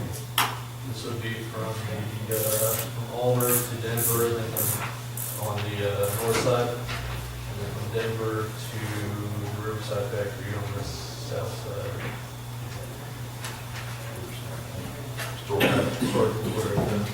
that's a long way to Riverside. I thought that was Riverside, I don't know. Hey, do we have a project plan and an estimate of what it would cost? Do we have the funds here? This part, this should be way more than we got in our street, in our sidewalk fund right now. But Hawkins and Weir is currently drawing up the plans and the cost estimates and whatnot. Turn it in with that TAP program. Are we still trying to pursue though, being on the state right of way and all that stuff? Yes, sir. If we approve this, though, the administration is going to make sure we got the 20%. Exactly.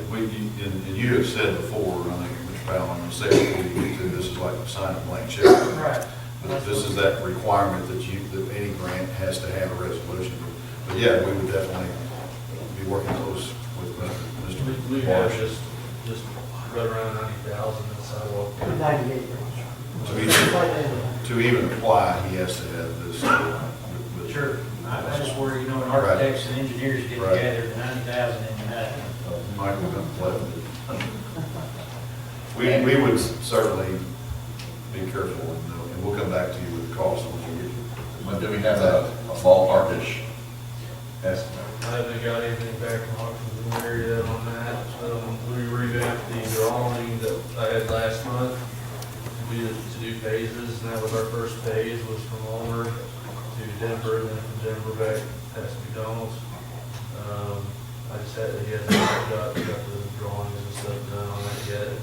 And, well, if you, Simon may not know it yet, but we're gonna go, kind of go door to door down there a little bit here soon and talk to business owners. Don't know that there'll be residents there, but I guess it could be certainly business owners, and see about if the right-of-way thing doesn't work out for us, whether cost, because obviously you have to obtain the money and talk to the residents. Hawkins and Weir, that only identified just a couple places that would have to go on a personal property that's not highway right away. Does Hawkins and Weir have right-of-way guys that can get the legal documents together and have the... I think they do. I believe he told me they did when we addressed Denver Street once before, but I'm not positive of that. Because that's a job in itself. Well, I think it's a worthy endeavor. I mean, I see more and more people out there on Center Street, it seems like. Get them off the edge of the road would be very beneficial, I think. We as in the plan, we'll have a little bitty piece, I guess, coming soon with Casey's, is that correct, Mr. Bell? They are putting their sidewalk in. There's no paint and glue over anything, I don't think, so. A little bit of help. Yeah, you bet. I'll make a motion to adopt the resolution. I second it. Well, we were just wondering what the difference is in just going and getting permission from the private landowners to do this as opposed to the state right away. This is a money thing, it's not really a right of way thing, we're just trying to get money to pay for the sidewalk. That's what this TAP fund's for, is it's just money for the construction. We're gonna do that. We're gonna ask. Private. And still use this funding? If possible. I'm just wondering if going down there and pouring 100 foot through the Church of Christ and 100 foot through Dr. Bailey's, and this, and then a piece at a time, you already got cases coming. Right. And that's gonna even be more than the 20%. Don't know until we get those figures, I guess. It's just hard to say. And The estimate to do the whole Yeah. stretch was like. That was the estimate over from $1 million, Hawkins. like less, $1 million. This is a third of that, so you figure a third of 1.1 million. But did he estimate a continuous sidewalk all the way along that stretch? Yes, sir. I mean, I think that's what. That was just on one side. And I didn't think you could build a continuous stretch. But it's alternate, I mean, part of it's gonna be on the north side, part of it's gonna be on the south side. Yeah, that's right. Yeah. It is gonna be. I know, he's not, I don't think, and I didn't see his drawing or anything, I don't think it's saying that you're gonna take a paved parking lot and put a sidewalk on it. You're gonna incorporate that parking lot, I'm assuming. So it is pieced, if you will, I think, not continue as it's all paved. Well, and I, because I don't know, I mean, my knee-jerk reaction to that is it's overestimated. I'm hoping it is. Absolutely. This is just for applying for money. You know, with the details, we can work out if we receive the money. We may come back after a visit with property owners and know a whole lot more and a whole lot cheaper than an estimate on our, from Mr. Shores, and I don't mean that bad, I just mean, he goes, and he may, was he including easement?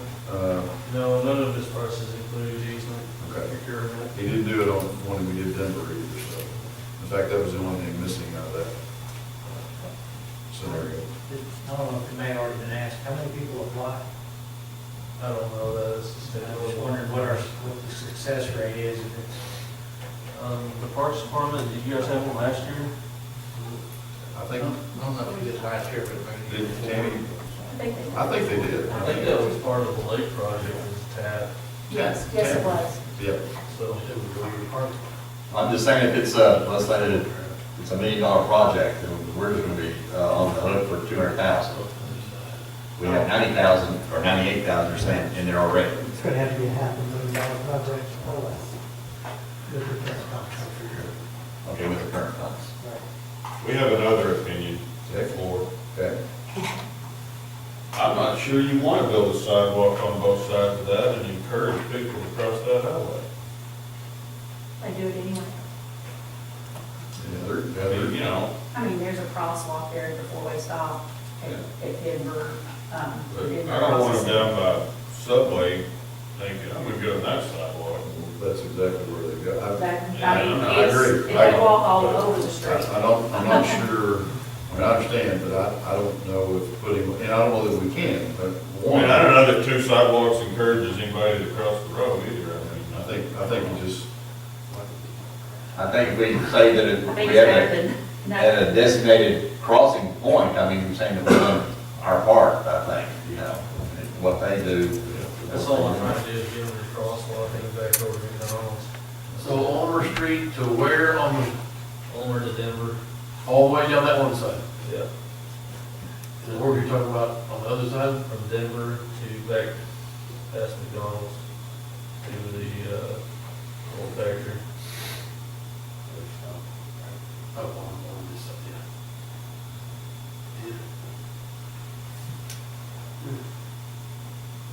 I don't think they do work.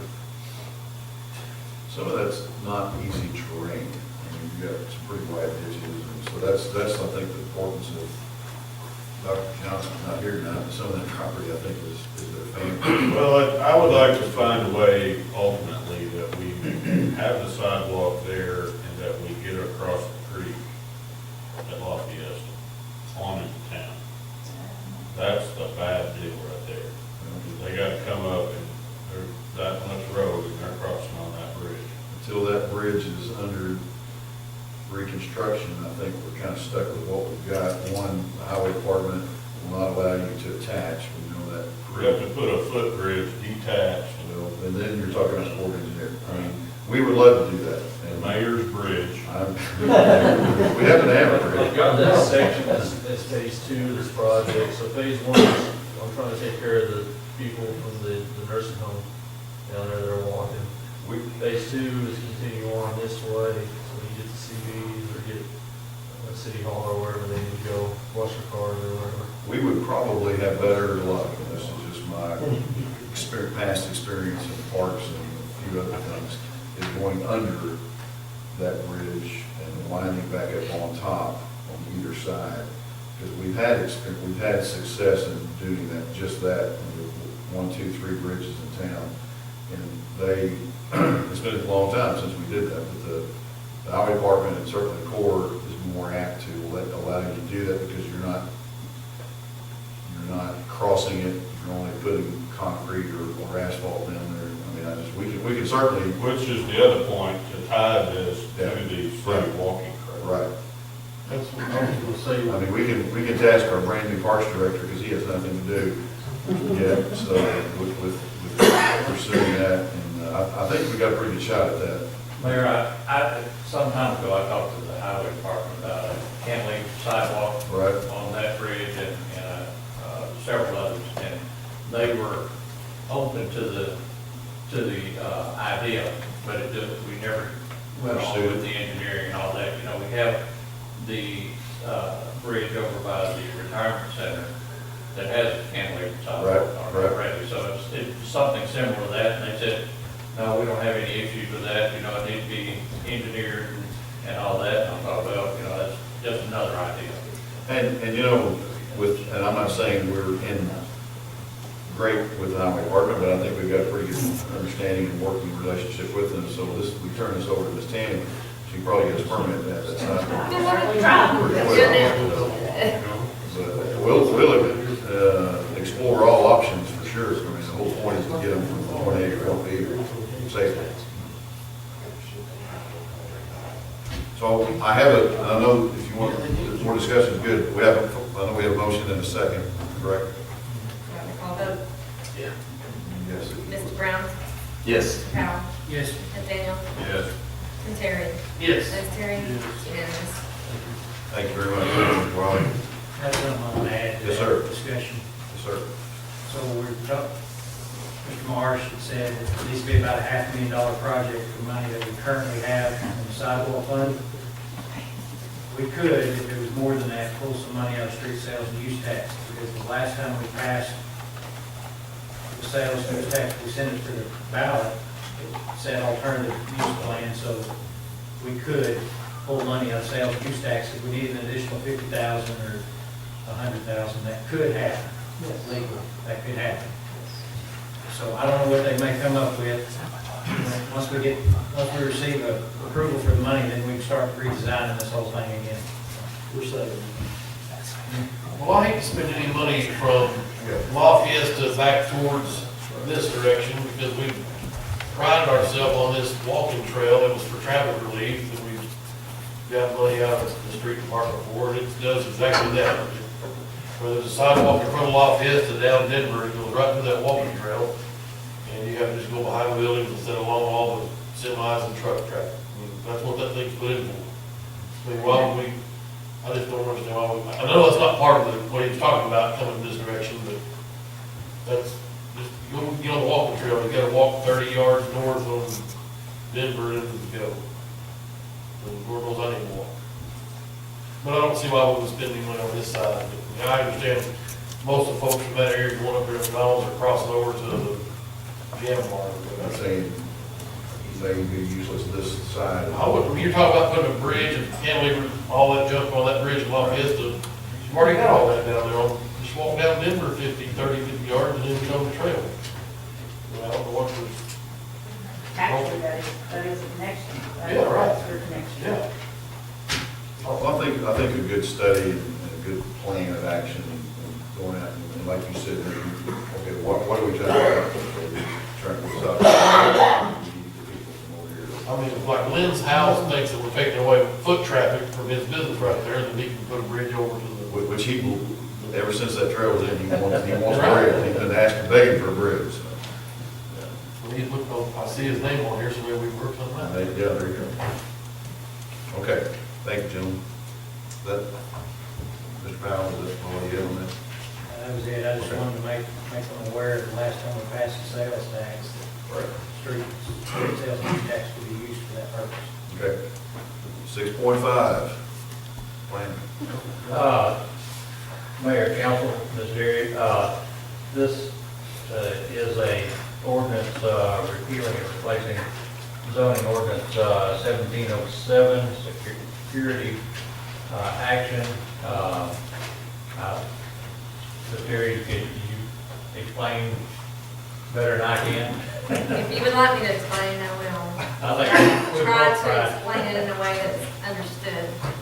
Okay, so, you have before you, on number 7, the ordinance to rezone to an R5, 7 or 8, whatever. The mixed-use residential, when I was looking at that ordinance and talking about it, I noticed that our current zoning regulations that we adopted by ordinance 17, in 2017, R5 is not a mixed use in that document. Well, we find out, the planning commission, all this time since we adopted that ordinance in 17, has been using a different version of the zoning regulations. Somehow or another, something bizarre happened, and what y'all adopted in 17 is a different document than they have been using. Even though they had the, corrected version and all of this, it was a different version, somehow it ended up wrong. So, the zoning has been off, I guess, since then, and no one's realized it till now. Yeah, basically, the old ordinance was approved twice. And all the time that we were going through the readings, I was reading from my copy, which had the R5 and all the new revisions in it. And that's what I was talking to you guys about, was the R5, what it did and all. And so, I didn't have a copy of what you guys had in your packet. I just had the copy that the planning commission worked on. And so what we need to do is we need to repeal that now and approve the actual new version, or the version that we thought we were approving to begin with. So what this new one is in front of you is what the planning commission has been using. That's what this. Yes, and I put a copy on each end of the 2017, if you want to look at it. And you can flip to the R5, This is the new or the R6. old? This is the one that they would like you to adopt, to replace it, so that it matches what they've been using and what they want to use. Bizarre. But the reason why we have to do this before these ordinances, the next two ordinances, is because R5 is a different Yeah, it's a key figure for the zoning, next, and R6, so you need zoning. to look at that. That's the deal. Well, I can guarantee as thick as the document is, you might as well get rid of that emergency clause. I agree. I agree. If that's the case, then I don't know what you're gonna do about the next two ones, but that's Hey, it. one for about 3 months. So, I don't care. this next You can't make ordinance, us all this right here, we should have had months ago, and all of a sudden it got to work like a different document. than we This got. is the document we talked about. We haven't seen it, we haven't seen it. It was in your packet at one time or the other, but for what we configured, the other one got put back in the packet. And I was sitting here talking to you about an R5 zoning in the new, in the zoning pack that we wanted. Right. And y'all were listening to me and we were discussing it, but it wasn't in the paper form that you had in your packet. Yeah, I had a guy call me today about this whole deal about R5, I said, we don't have R5, I've never even heard of that, so that makes sense now. Yeah.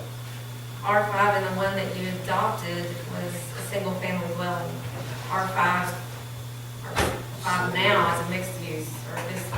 Urban family residential district, what it says here, for R5. I went back to your packets from that time, and the planning commission's packets, to try to identify, did you ever see the one that they had? I couldn't really tell, there were so many revisions. Yeah, that's the old one, I don't Pretty know. confusing. The old one, Tim, the old one has this 1707 on it. Well, the one Nancy's got says it'll be okay to do. Well, they both have R5, which is what's confusing to me. Yeah. And so when we were talking about R5, we were looking and saying, well, hey, there's an R5 here. And so, but now we're saying that the R5 we were looking at was not the R5 that was adopted. The R5 that we were discussing was a multifamily R5. What was passed was a mobile home. Manufactured home.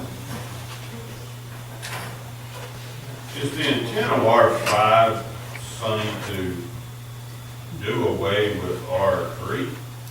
R5, and Mr. McKinney, would you like to speak to it on R5, our intent on R5? I mean, I read the article, some of it, regarding R5 and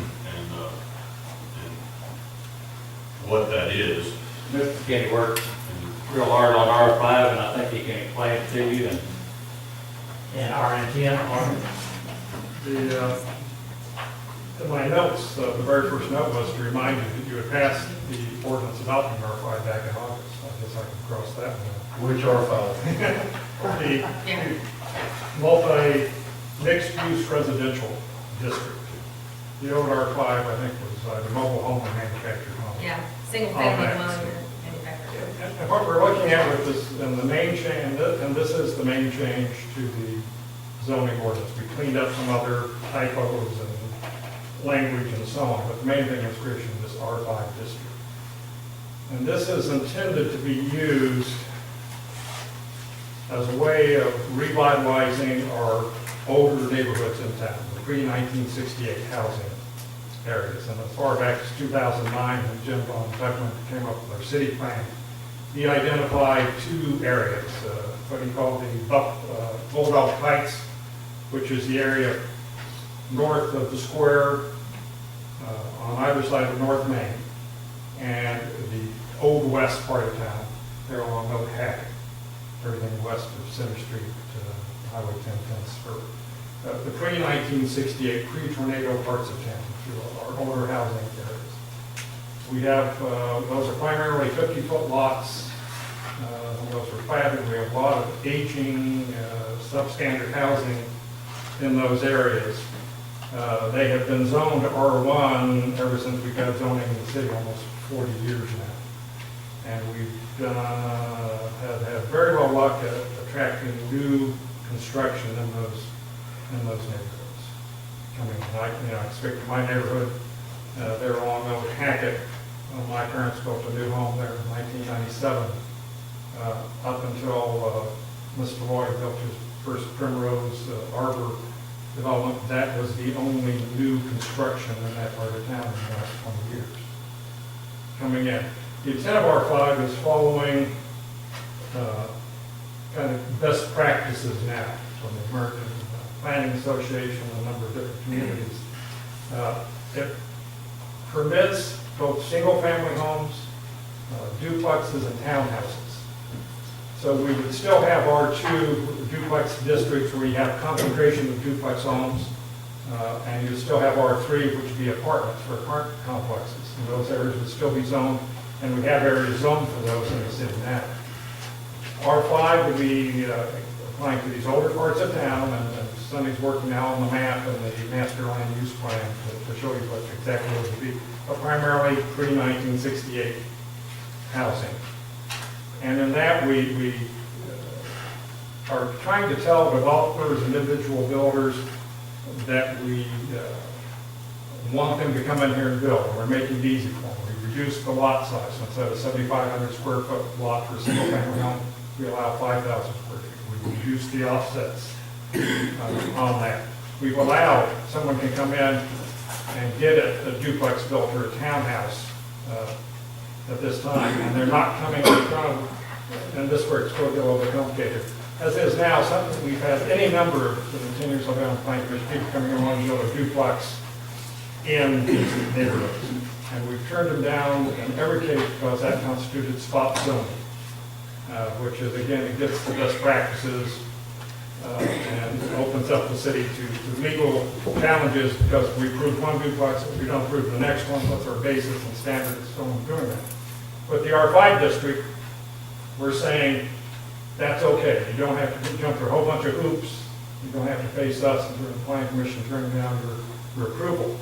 Now, in terms of the legal technicalities, they're still going to come up to the council as a rezoning. It's not a spot rezoning now, because now we're following a master plan revision for the R5 that says we've already approved this concept, but for the legal technicalities, we have to come in for rezoning for that individual parcel. Because the problem is, if we wanted to rezone all these, you'd have to have every parcel come in front of the council for a rezoning of that particular parcel from R1 to R5. So we do it now. If somebody wants to come and build a duplex, planning commission always saying that's fine, we'll recommend it, and it'll have to come to you, and you'll have to do a rezoning on it, as you have later tonight. This property on Lincoln Street, that's what's going on there. But we're telling developers it's going to be approved because we've already said it's part of our master plan for our club. This is following the guidance from the municipal league how to handle this issue coming on that. What you see here in R5 is basically copied from the city of Austin, Texas. And this is a very common practice in terms of cities trying to attract development into the old parts of town. Not to interrupt, but before you get too far away from that, what I'm looking at here, and again, I've had this 5 minutes like everybody else. Right. R3 in the permitted uses looks like real close to the same list of R5 in permitted uses. But if we have an area zone for R3, it's permitted for apartment buildings. Okay, R2 would be for duplexes. In R5, we're saying it can be R1, single-family homes, duplexes, or townhouses, as opposed to apartment buildings. Well, I mean, I guess I'm getting confused, and I haven't read all this. Like R3, I'm looking here. One family dwelling, two family dwelling, multi-family dwellings. You can build down. Et cetera, et cetera. You have to look at all the offsets. You gotta look at all the details of the lot size. yard requirements and minimum sizes and such. R3 is what we've used in the past before, like the apartment complex on Highway 10. I just didn't see the word apartment building, I guess, is what threw me off a little bit too. That essentially what R3 is on that. And part of the reason we're going for this, rather than keeping those areas R1, again, we've had 40 years of experience of those being zoned R1, and we have not attracted new development or new housing in these areas. on that. And the housing is getting worse and worse.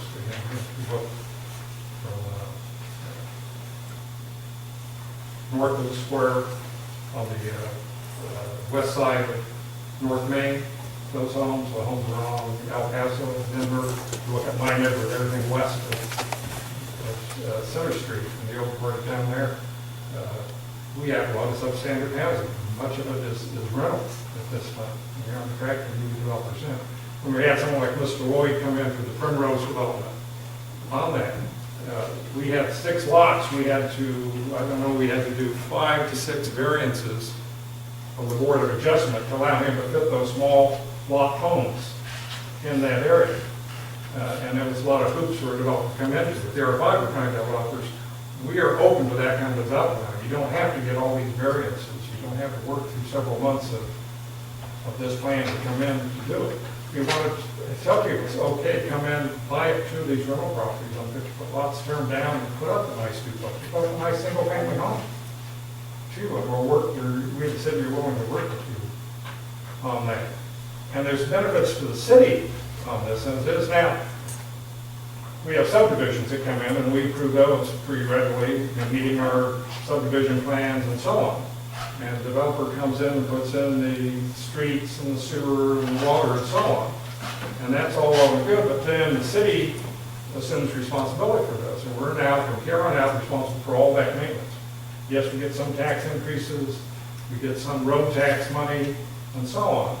But those are all new costs to us, and we get some taxes to offset that.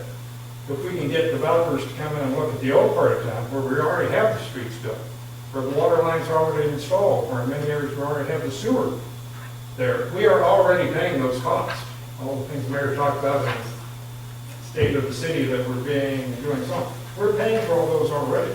We can get somebody to build a new home on that, tear down 2 $70,000 homes and put up a $250,000 duplex. We'll get all that more tax money. We'll get new revenue. We'll get new people living in town.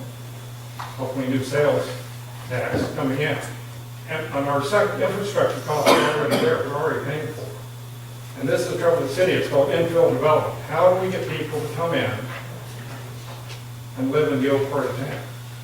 And this is all tying into the square. If we can get the square developed, if we can get some restaurants on the square someday, we can get people in walking distance of the square, living and walking to the square, walking distance of the school.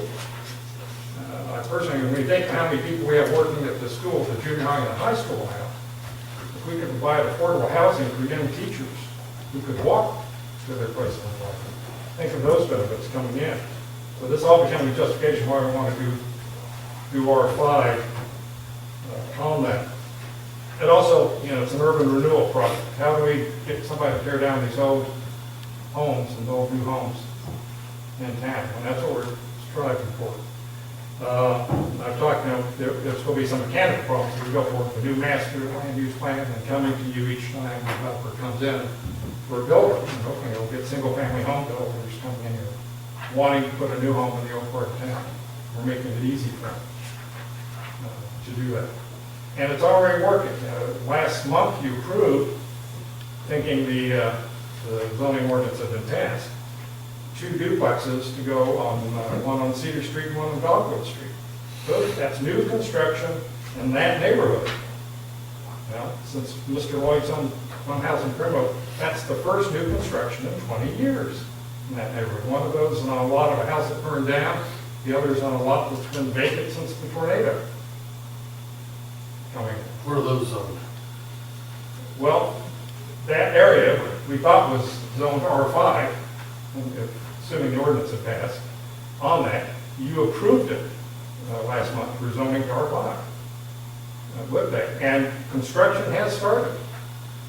The permits were already granted before we ever approved the rezoning too, so. No, it wasn't, Tim. You read that report wrong. That's what happened. I just read the report from the November meeting that said they already had building. No, it said on the report, the zoning had been approved and there were 2 housing starts that month. And you took for granted that those were the 2 houses. When we talked that last month, they bought the permit after last month's meeting. Well, the addresses matched. I didn't That's have already, the it's address. already a done deal. I didn't have the address on the report, I just had two houses started. No, I gave you the address on the zone, but then in the bottom part, when I gave you the total of housing starts and all that, there were two housing starts that month. you give us a list every Yeah. month. I went back and read the reports, and I saw where you took it for granted that those were the two houses, but the two houses, those two duplex permits were not issued until after I talked to you last month. Right. Now, one other issue, in the 2009 study, it identified the city as having 11,000 acres inside the city limits, and that was before the annexation of the property between Highway 10 and Denver Street. So it's significantly larger than that now. Of that 11,000 acres, 2,000 acres were zoned for R1 at that time, in 2009. 36 acres were zoned for multifamily housing. So it's not like we have this huge disproportion of single family versus multifamily home. And even adding this R5, a few hundred more acres. The Phoenix district and the Bulldog district, we're still maintaining amounts of R1 to multifamily, if that's a concern. I also had an inquiry today about two more lots over on Houston Street that want to take advantage of this. So it has increased the interest. And this is there, I mean, as a property owner in that, in one of those old parts of town, I'm happy to see a duplex going up the street for me into an empty lot on that. So it's not all negative. A new duplex is much better than some of these ramshackle homes we have. Tell me in layman's terms, the difference in this R3, because here's this ordinance asking you to go from R1 to R5 for a duplex. What is, to the homeowner next door, is the difference in R3 and R5?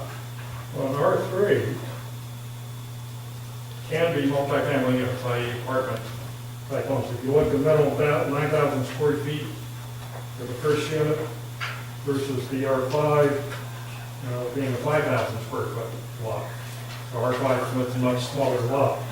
The other rules we go into multifamily, it's 9,000 square feet for the first two family units and 1,500 square feet for each additional unit. And so yeah, all those lot area requirements are coming in.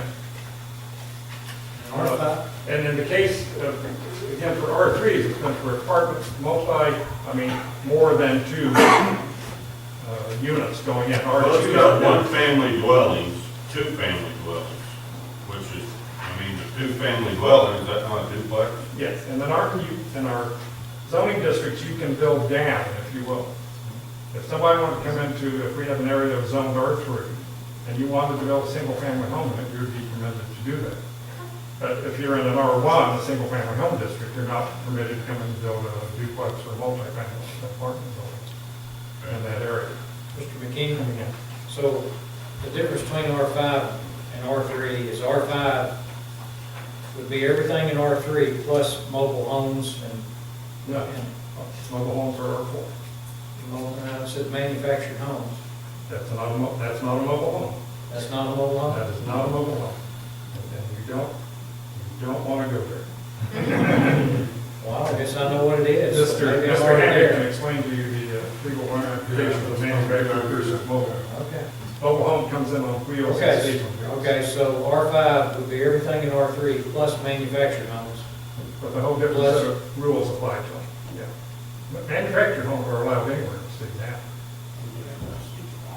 The manufactured home comes in on trailers, lifted off and put on the foundation. Mobile home is on wheels and stays on wheels. We have an R4 manufactured home, or an R5 manufactured home district, but we have no area zoned in the city for manufactured home. So we replaced with this multifamily. We don't have any R4 anymore?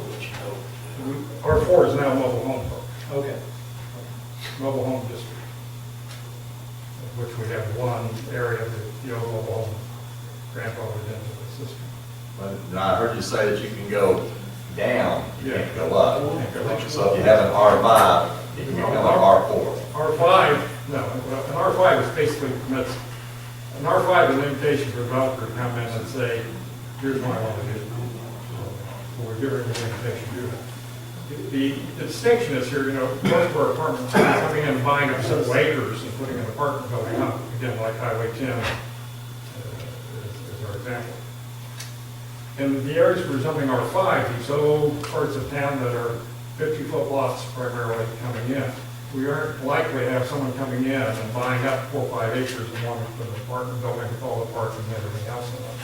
But we might get someone coming in, and we're saying townhouses under the R5, next to the Dawson store, where we finally got the house torn down, between the Dawson store and the Bell Hotel. That's finally torn down. And we own. Yeah. To me, that would be a perfect place for adults to come and say, I want to live in 3 townhouses. 3 multi-story units side by side, go in on that lot. Walking distance school, walking distance to the square, be a perfect place for that kind of development. And that's where we're waiting. Someone coming in, not building a big project. And that's where R5 makes sense to me. Right. And Up that there in that neighborhood in Bell Edition doesn't make sense to me. Daniel, the lot that we're looking at after this has been empty for 13 years. Been for sale for 13 years.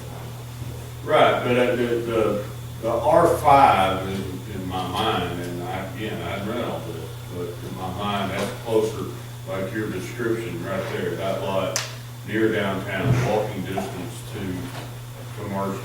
You may be residential, but you're butted right up to commercial on purpose, right?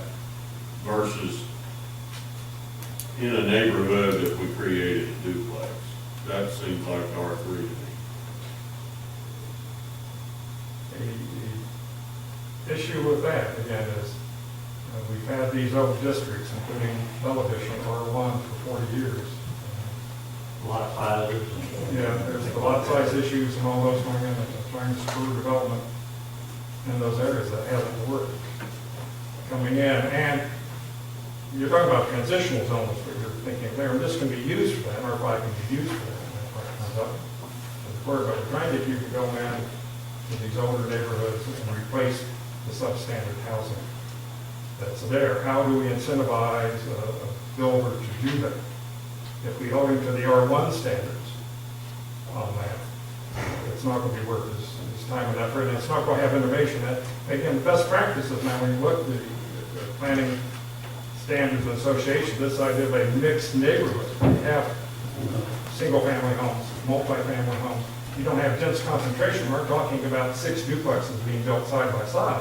We're talking about, now on one block, there might be a duplex or 2 duplexes on that area.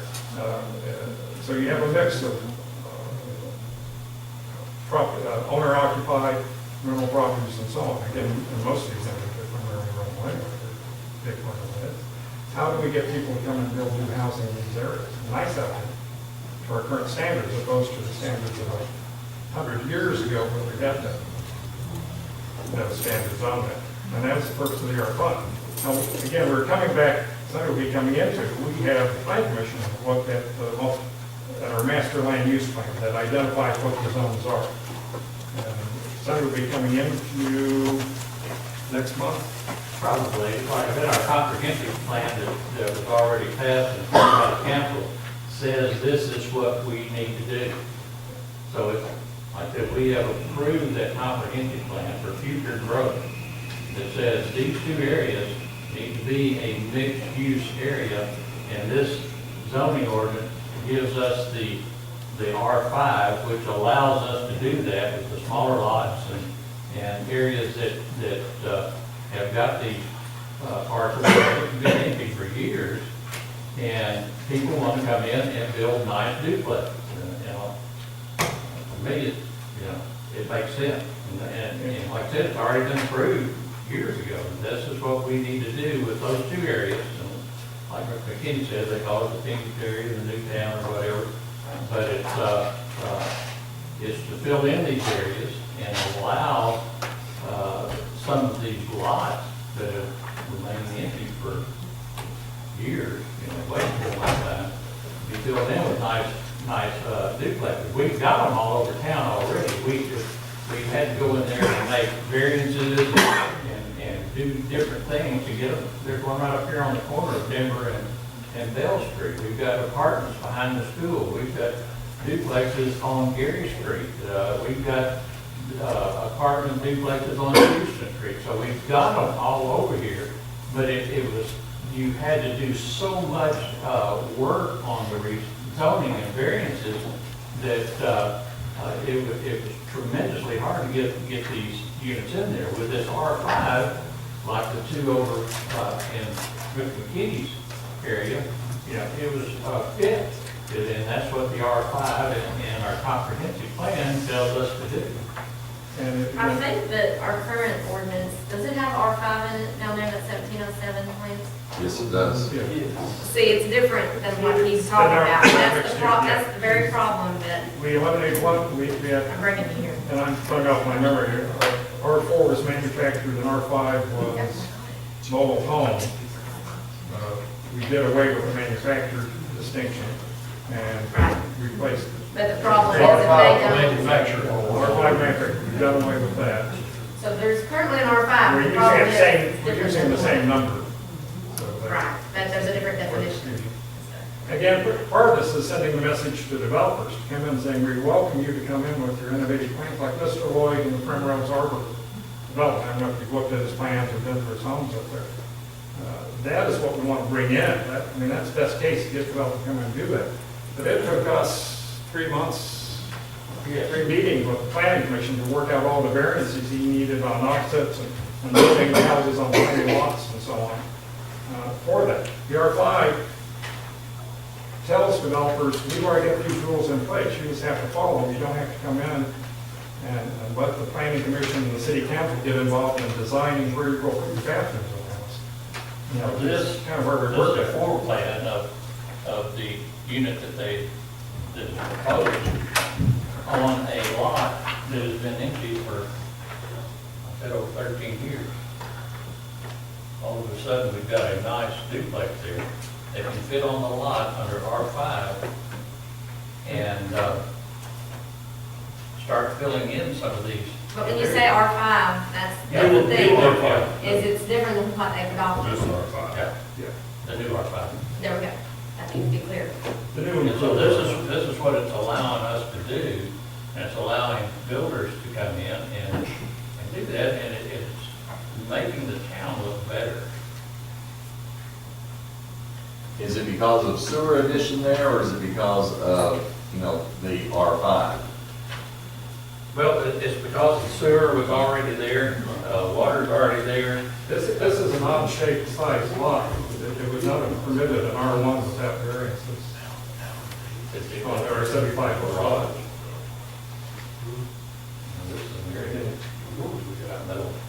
Yep. Wait, do you all have a copy of the 2009 city plan? Yes, but they should. That's simply in the packet. That's what I'm talking about as far as the comprehensive plan and that had been approved in 2008. And that was developed for us by Jim Von Tugland. Coming in, this is what we're trying to follow in here, because one of the objectives of that plan is to promote a balance of infill and new development in the old parts of town. That's really what we're trying to do with this. And again, I'll just point out, these areas have been R1 for 40 years since the beginning of zoning in the city, and just drive through these neighborhoods, you see there's hardly any big new construction during that entire time period. Right. So that's, But just to try to keep us on track, I'm sorry, I'm not trying to step on any toes here, but, I mean, we're not dealing with those rezoning ordinances. We gotta address this repeal, replace, well, so we can which is move on. what explaining the R5. So let's just Which is try the to big, the big change on that. So you're gonna get into that This is a anyway. big 3 hour long, we don't try to move. It's a good explanation of what the difference is. Do you have any questions about the new ordinance and other? Again, I thought this was. There's probably some questions we have. Say, So the, Probably a lot. the objections to this is what? People just don't want multifamily. Next, I mean, that's the objection. not in my neighborhood. But also, I guess, just for my clarification again, did you say that like saying an R1 or an R2 can build in an R3 or an R4? Right. You just can't go Yeah, down. R4 is mobile home, but R4, yeah, yeah. And again, in R5 are different than R1, R2, R3 because of the lot size and offsets and a number of other details that can be built within. In an R1 neighborhood, it's a 7,500 square foot lot. R5 neighborhood, it's a 5,000 square foot lot. So we're trying to encourage people to come into the densely built areas, build homes with minimum yard size and so on. I mean, then we're trying to appeal to old people like me who don't want to take care of, in my case, 2 acres. And somebody who comes in with a minimum yard size can build there, and not have a burden of a 7,500 square foot lot. Well, I guess my concern is if the lower can go up, then what prevents an R4 from building into an R5? An R4 is mobile home, period. Period. Right, but I just heard you say you can go up. Because, I mean, in the zoning ordinance itself, you look at the R4 language. In each of the others, we talk about the type dwellings that go in. Nowhere under R1, 2, 3, or 5 does it say a mobile home can go in. Mobile homes are separate and very distinct. Now, if you look under R4 mobile home district, the only permitted use in an R4 mobile home district is mobile homes. And we only have one area currently zoned for that, and that's the old trailer park on, off of 71. And if you look at what we have, the language we have in here for R4, that would never be built in. That would never be permitted. We have much tighter requirements on sidewalks and everything in here. We would make it very hard to build a quality mobile home park in this state. It's just not going to happen. And again, don't confuse mobile home with manufacturing. And so what areas are we saying they're going to R5? Well, because I hear you saying everything west of Main Street, and then everything pretty much. this one is east of Main Street. Basically, it would be the area that stretches up here into Bell Road. The older parts. The older part, and then down here, this area. So it's not addressing the parts west of Main Street. It's just The older addressing part, west the part east. of Main Street, yes. Up to Houston, in that area, Gary Street, over, it would go over that part, like I said, the old part of town. And down here, of course, all the way to down to Coker, and back to Fern, all that type of thing.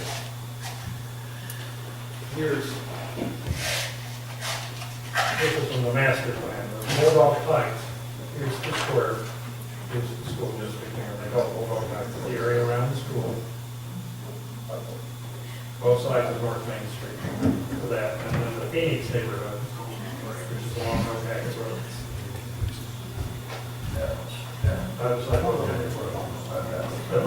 The purple area here. See, that was bring back in 2001. As a concept. So again, pre-1968, pre zoning regulation.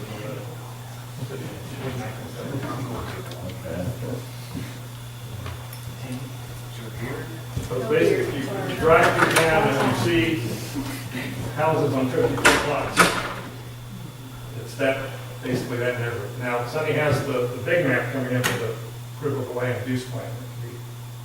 It can be tailored as we look at it. That's coming in, trying to get someone to come and build new. Again, it's already working. We thought we'd already had it passed, and we approved the 2 duplexes and Cedar and Dogwood coming in. Any other questions on the ordinance? Page 36, the violation policy, starts at 25 and tops out at $1,000 a day. Who determines, and how do you determine what the fine is? Okay, that's getting into the Board of Adjustment. That hasn't changed from what's currently in effect. It's still a question. How do you determine it? Which paragraph? Violation policy, section 3. 36. If y'all want me to, I can go get the packet that you had in front of you at that time, and like, there's some highlighted things in it, like, that were added that I have not compared to this document. This is the, I'm just saying what you thought you adopted, and I think it's, I wish it could be passed by emergency, I wish everything could flow smoothly, but I can't in good conscience, you know, just say. It's not what we thought we'd done. Right, so I mean, that's the thing, yeah. we're working on different sheets of music. so That's it's right, sitting and there. I mean, I'm just saying to y'all that even though we put this in front of you, I mean, it stands to reason that you need to know what the difference is on. Sonny, what does it do to you, or the department, to, I mean, I feel pretty confident that the council is not confident tonight to pass without looking at it some more. What does this do to you when you're trying to issue permits and stuff now, or is it, Well, so, you know what I mean? we did it like the one in front of you for Lincoln. Right. If it were to be approved tonight with the old zoning ordinance in place, that would constitute a spot rezoning. Right. Technically. Now, Mr. Handy, no better, but we would say that the intent of the city is already clear in terms of adopting the 2009 plan. The planning commission having already revised and forwarded to the council changes to the zoning ordinance. The council, having already thought it had passed it, needing to make a technical correction now, I think that would all be defensible in terms of, again, the intent of the city is that this is an R5 district, and this does not constitute a spot rezoning. We're building according to the master plan of the city. I don't have a problem with it. And Rod, to answer your question, that would be determined with a joint venture between the building inspector and the code enforcement. You know, code enforcement is the enforcement officer, and so Don would, you know, find out that this was violated. He would go with Jarrett, they would go over the code, then they would proceed on with that. So it's kind of a joint effort. Because this isn't a Board of Adjustment section, we're talking about variances to our zoning ordinance. The Board of Adjustment meets as a judicial body as opposed to the planning commission. So the appeal from this does not go to you, the council, it goes to the next level judge, I guess the circuit judge. The Board of Adjustment is exactly the same people as on the planning commission. It is. Just you close one meeting and start the next. Exactly. And as Board of Adjustment, we're a judicial body at that point. Of course, Mr. Hamby is involved in anyone taking action That's like this. just a big spread from $25 to $1,000, and it just doesn't seem like there's any breakdown for, you know, how egregious the But it says violation may be. shall not be less than 25 and not more than 1,000. Well, that's a spread. I mean, that's just a big spread. Yeah. It's just a question. Yeah. But we don't need to go from 25 to 1,000. In fact, we've never had to use this. People back down at this point when it's pointed out to them. And again, the idea is it goes to a judge to decide. And this ties back into the R5 and changing that, because this makes our life easier, but fewer things that come in front of the Board of Adjustment for variances. And that's what we had to do with the Primrose development. Each one of those 6 lots had to have 4 or 5 variances each that we had to approve to make those houses fit on that lot.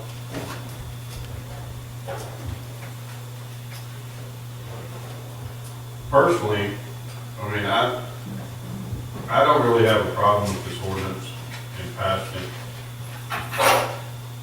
even with an emergency clause at this point. I don't feel like I've been deceived by these guys, and that wasn't anybody's intent.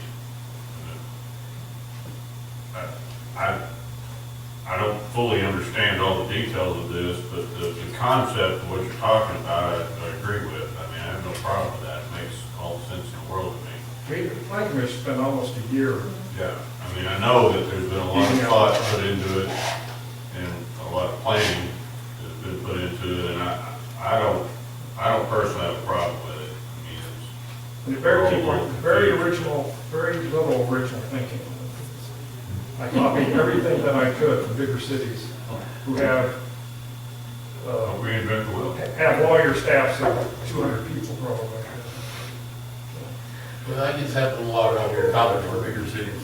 And we're not a big city, that's one problem. But it's looking for the future. 50 years ago after the tornado, we could have come in, and I was here then, my father was in the council, my grandfather was on the council, my father being here.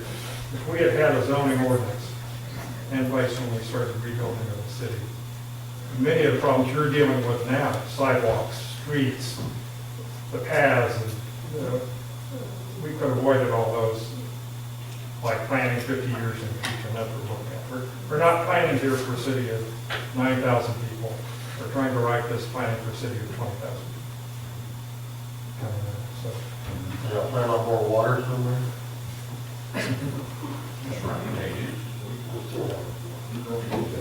Anyway, but we might, your sewer department, your sewer plant handles 25,000 people. That's what it was built. There's a difference in, the one that y'all are using doesn't include the stipend that y'all get of $25 a meeting, so if they were to pass this tonight, it doesn't include that. Oh, no. So you don't get any money anymore.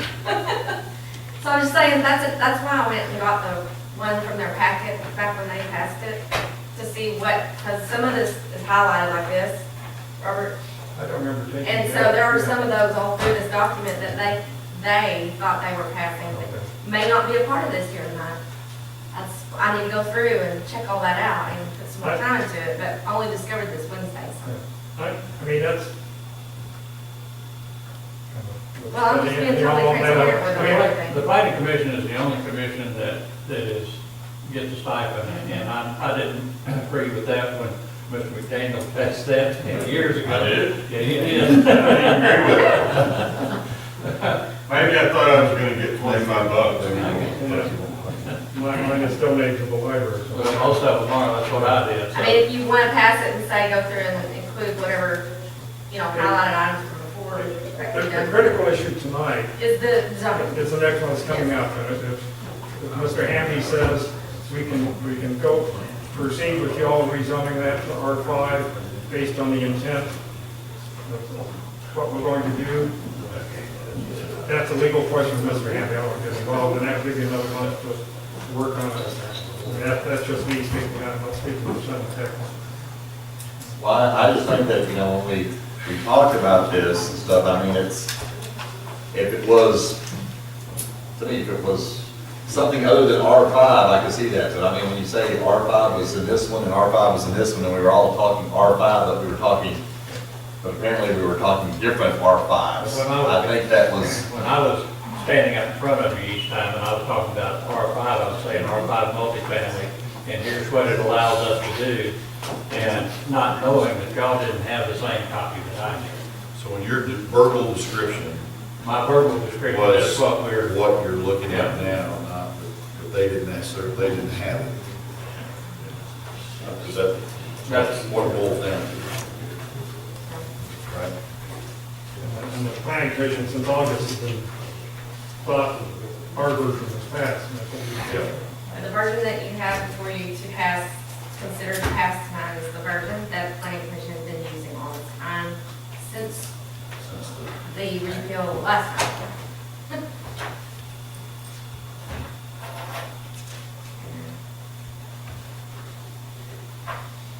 Never come across this before. This is the first one. No.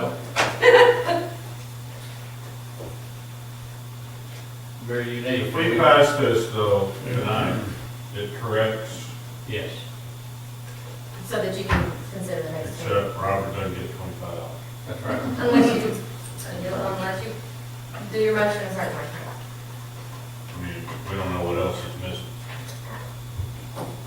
And this is like, once got called into the office of the chief staff 7-4, a very dear gentleman. He locked me against the wall and started screaming at me. because something I had written had gone up to the higher headquarters, and there was a typo in it. And I was trying to hold up what I had written, and there wasn't a typo in that. His typist had retyped my document and sent it out, but she had mistyped it.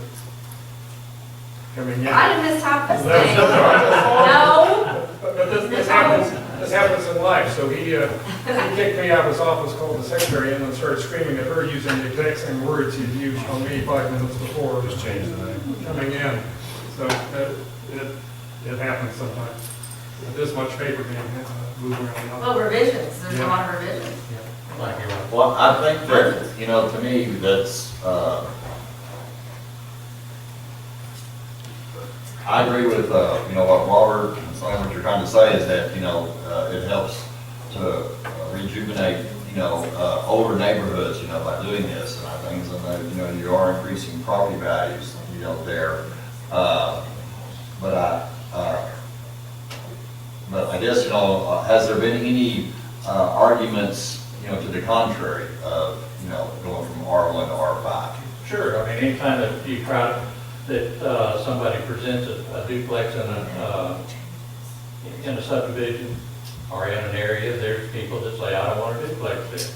You know, we have a lot of cases where people are renting the house next to the empty lot that they don't want a duplex there. But, you know, the duplex that we're having built are under very good standards, and to me, it's increasing the property value of the area. I'd rather have a duplex next to me than a grown-up lot.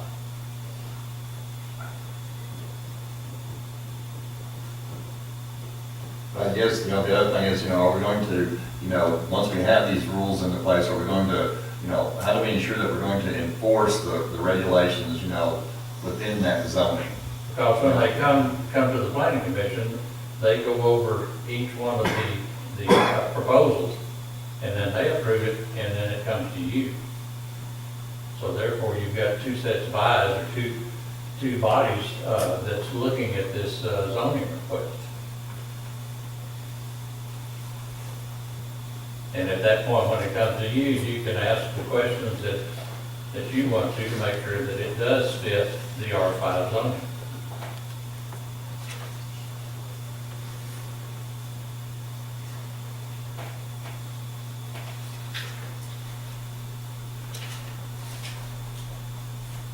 And so the R5 in the new means that it can be a minimum of 50 Yes. feet as opposed to 75. See, that's what most of the older lots are smaller lots. And if we went with the R2, then we would have to have variance on side yards, backyards, you know, and things like this, the square footage. And this allows that to be more of a smooth transition, and that's what it is, it's transitional zoning. Next month, I'll probably come to you with another one for another thing that's on here, Sean Lynn's property out on 10. It could possibly come in as an R5 because it's transition. We've got that from us. Yeah, but this tonight is just for rezoning for the commercial. But next month, we probably come back and ask for the rear portion of that property to be zoned in R2, 3, or 5. We haven't figured out what, according to what he wants to build, is what will determine that. But it'll be a transitional from commercial on Highway 10 to R1 in Greenwood.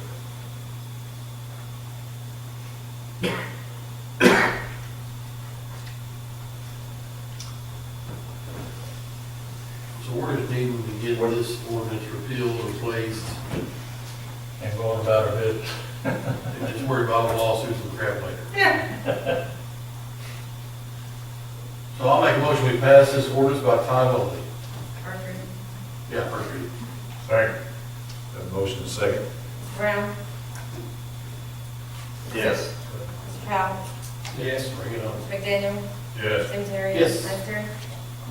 It's unanimous. An ordinance repealing and replacing zoning ordinance 17-07, declaring an emergency for other purposes.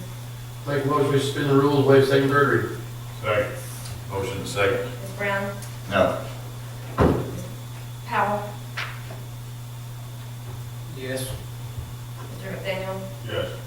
Yes. Lance Terry, Yes.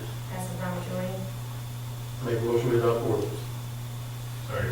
Motion and second to adopt. Mr. Brown, No. Mr. Powell, No. Mr. McDaniel, Yes. Tim Terry, Yes. Lance Terry. This is adopted? Mhm. Adopt this one. Yes.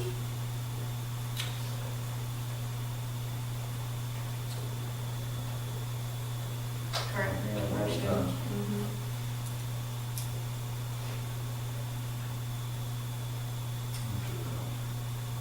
You move to adopt? Okay. Motion carries. Make a motion, we have emergency clause. Second. Motion second. Mr. Brown, No. Mr. Powell, No. Mr. McDaniel, Yes. Tim Terry, Yes. Lance Terry. No. Motion carries. Okay. I don't know how, I mean, Mr. Hamby's advice there, because the emergency clause just doesn't go into effect, I guess. We just move it back to 30 days. Okay. Yep. Okay, so in 30 days, then this ordinance will go into effect. Okay, so It do we will not be need to, effective immediately. do we need to delete the next item on the agenda? No, Or can we vote for, I guess we'll see. okay. Sounds good. Thank you. All right, next item on the agenda is ordinance to rezone from R1 to R5 parcel on 623 East Lincoln Street. I showed you the copy of the floor plan. I don't know, do you have a copy of, do they have a copy of the parcel? Okay. Where are you at? The one that's circled number 7 Are you on to the R5, is that East one now? Lincoln? Yes. And it's attached to our, Robert's Let's go. deal, and I attached the minutes so that you could see, unapproved minutes of the planning commission, so you could see their intent, since there was the mix-up on the R5. Mr. Hamby, what are our options on this document? Give them the last vote. What I would recommend you do would be to do the same thing, make it effective 30 days. You don't do the emergency clause. Well,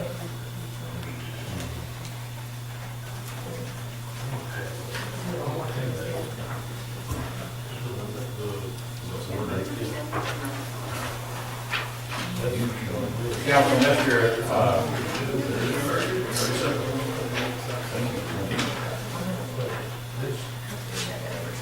Council, Mr. Allen David is a developer who has built several duplexes in the area, and he is asking for this rezone on that particular property to build a duplex. You saw the floor plan on it a little while ago. Very nice duplex with garage. That floor plan you just showed us Yes. is the same Would thing. you like to look at it again? No, I don't need to look at it. It's the same. Yeah. Well, that's the footprint of it. This is the floor plan.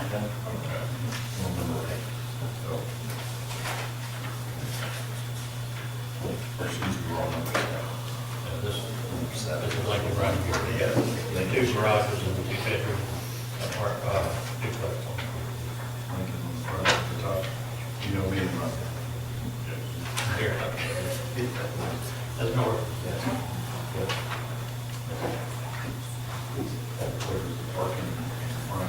Yep. That's not right. It's the Lincoln Street. So these look a little like over on the 10. Maybe. No. Just for clarification, we're talking about one on Lincoln Street. Yes, sir. Which is, I showed in my packet, it's number 8, but it's really Yeah. number 7. That's what mine is too. Okay.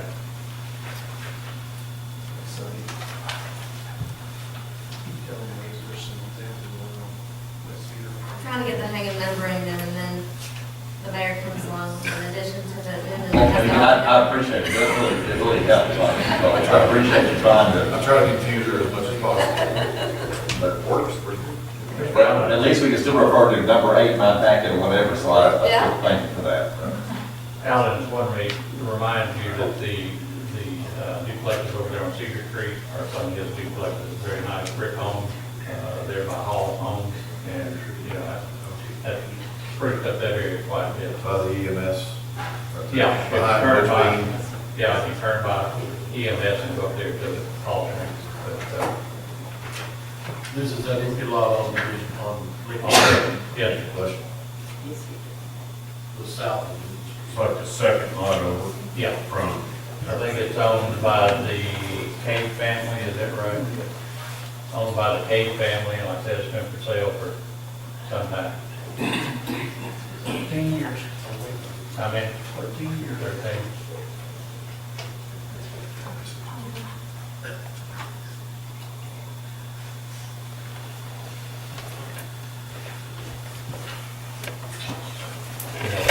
We'll have another possibility of one on Lincoln, the lot that the mayor was talking about a little while ago with that fire and all that. There's a possibility right there that would make a good match.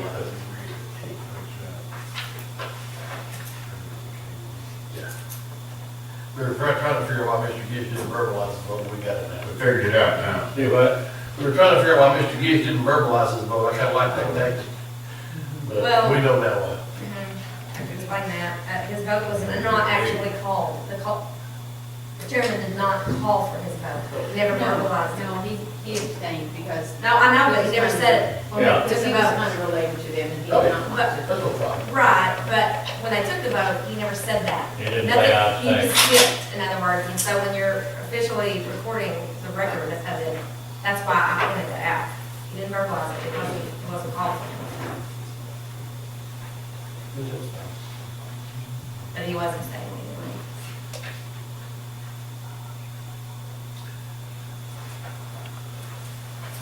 So this ordinance is okay at least once the 30 days is up, that what we're saying or no? Yes, I think it's what, right. I believe that's what I heard him say. Right.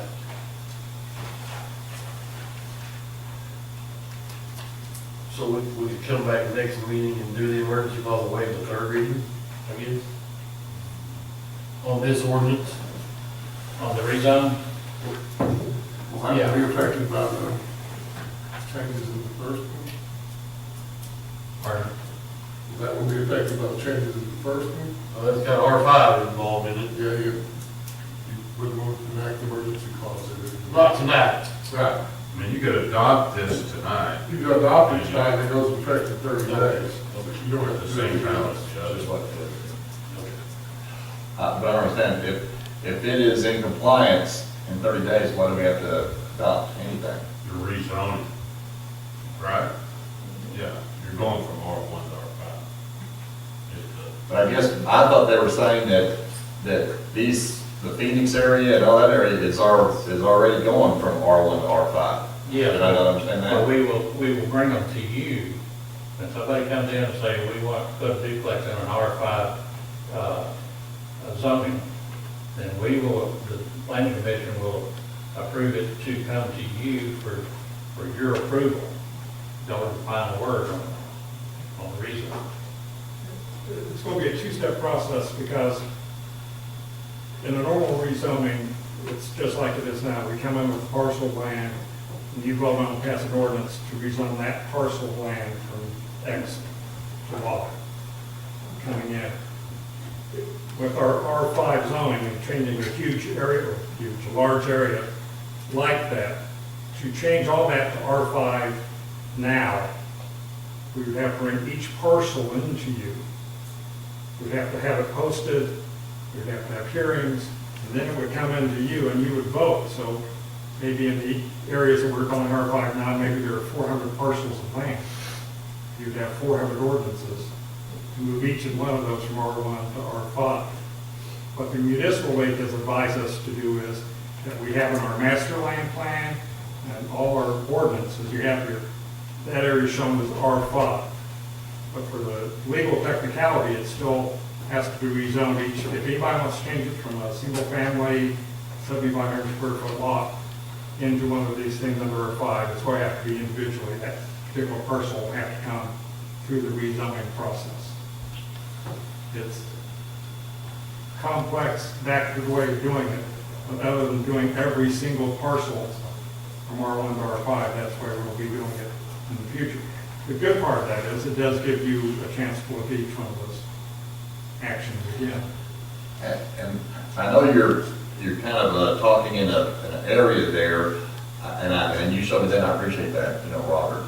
I guess I would like to have in front of me a map, again, the same, because it was just like, again, we're saying R5 was this, but I was I guess, understanding it to be something else, and then, now I come back and say, well, no, what I was understanding to be R5 is what y'all were saying, but then it was not what was actually. What we're working on now, AC, and I should have that completed for you next month, is our land use plan, and it will show that area as an R5. It won't show this one's R1, this one's R2, this is R5, because, for example, it'll show Center Street from one end to the other, except for the square, it's C2.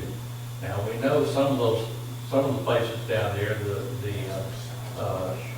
you've got some R3s down on Center Street down by O'Reilly's. But the land use plan will show you that that's a C2. So that if somebody wants to come in and tear those apartments down and come in and build another commercial, then, you would do it at that point. But to go through there and change each one of those parcels would be mind-boggling. And so, I went, I think Doug and I went down and talked to Jim Von Tobin, and I said, here's the dilemma. And he says, do your land use plan. He says, you've already approved the comprehensive plan, which says this is what you need to do. And he says, do it like Robert just explained. So we're following their advice.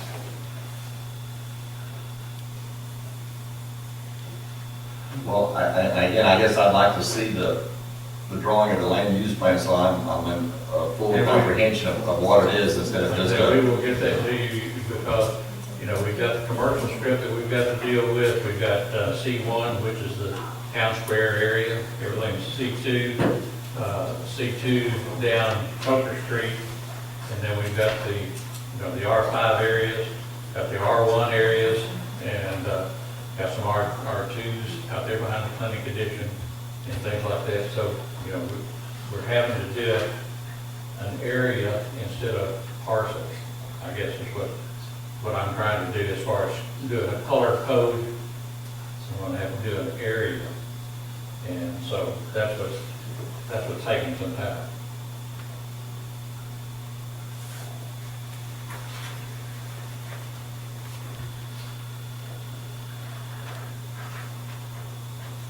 And I guess, is this East Lincoln property, is it benefiting from the sewers that was just put in there just recently? Yes. Is it? Yes, there's a new sewer line up across the street. Okay. And so that's another thing that's attracting that area down there. That's the only one in that area.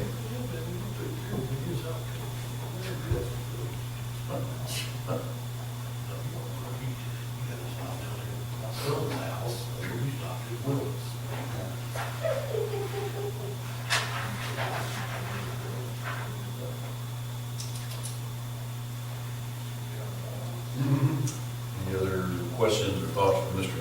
Bell? Well, there's no reason not to do, I'm just gonna start the same train I just left the station with a while ago. I'll make a motion to pass this ordinance by title only for First Street. Scratching the declaring the emergency clause? Yes, sir. Okay. And I guess when you said here that the two neighbors, Mr. Moss and Mrs. Bromley, objected to it, and then the planning commission still voted to pass it now. Yes. We got a list of names also that signed it, and gave them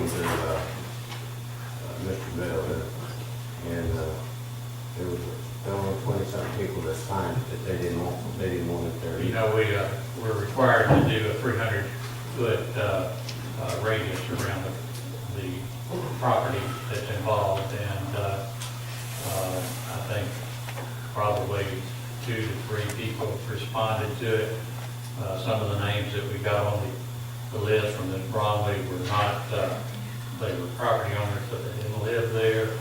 Some of them were renters, you know, it was kind of a mixed group, but, you know, the planning commission has, you know, you were on the planning commission, you know, you have to deal with that, and you have to make a decision on what you think is best for the city. And so the commission saw all the list of names and everything? May I say something? Yes, ma'am, if you wouldn't mind, I know we know, would you mind coming to we just make sure we get everything on. I don't like to do public speaking. Can I just stand right here? I'm going to object to what Mr. Bell just said. I personally, Mrs. Bromley and I got out, we walked the neighborhood. We got signatures from people in that whole neighborhood there. There may be 4 or 5 are ones that live in town, but not in that neighborhood that's signed. But the rest of them were from that neighborhood. And Mrs. Bromley, I want to speak in behalf of her tonight. She had a family and medical emergency at the hospital. They're not objecting really to apartments, to a new home there, a new building, a facility, but it is an apartment. Just put a little small house. I don't know if some of y'all will remember a number of years back, down on Joplin Street, there was empty lots. Contractor was going to put in apartments, and everybody objected to it. We had over 300 signatures on that. They put in 5 nice little houses down there. It added to the area. That's all we are all asking is just do not put apartments, do not put duplexes. Put a house. A house, it'll be nice there. That area is an older area, we realize that. I've lived there almost 50 years. It needs new growth, yes it does. We need families, we need young families with children, not apartments. Just please, just put, consider what we're asking. Just put a house, not apartments. And that's what Mrs. Bromley called me just a minute ago. I stepped outside to take the call. And like I said, she had a family medical emergency at the hospital, and she just asked me, please relay this. She would have been here with, like I said, there was copies of the petition. She had them and was unable to get them to me this afternoon before she had to leave. That's all I have to say. Thank you, ma'am. Yes, sir. Cleveland's come in there and he put 17 homes, well, there's 17 homes in there because of the sewer that had been running there. He come off that, but he did come off of himself. There's sewer in there for those new homes that he put in there. Okay, there's one that's left right there, the lot that he's talking about. That's where the sewer's at. All right.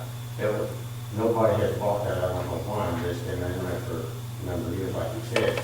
But they got all those lots the east of us that's staying open. Why not run a sewer line and then build something in there and still people like we are, the residents there, and we hate to see something like that come in. Like I said, we've heard if you build some small home in there, maybe 1,200 feet or something like that, it'd be fine with us.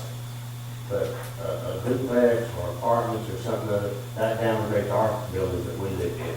If you folks yourself, you probably wouldn't want one of them built next door to you or right there in your close place where you live at. And that's what we're complaining about. They could build a nice little small home in there, we would welcome that. Just like Patty across the street, she built a nice little home there. We welcomed that, we liked it. We thought we were going to get one on the corner over there, but it didn't work out, and that building there, it needs some work on it. That's the reason why Mr. Bell's looking for homes up there, because they look shabby and they hadn't kept up with it. Their house, they should have. Now, y'all know my home, I've kept my home up, my home looks nice. And I just don't want it to, degrade my home that I live in.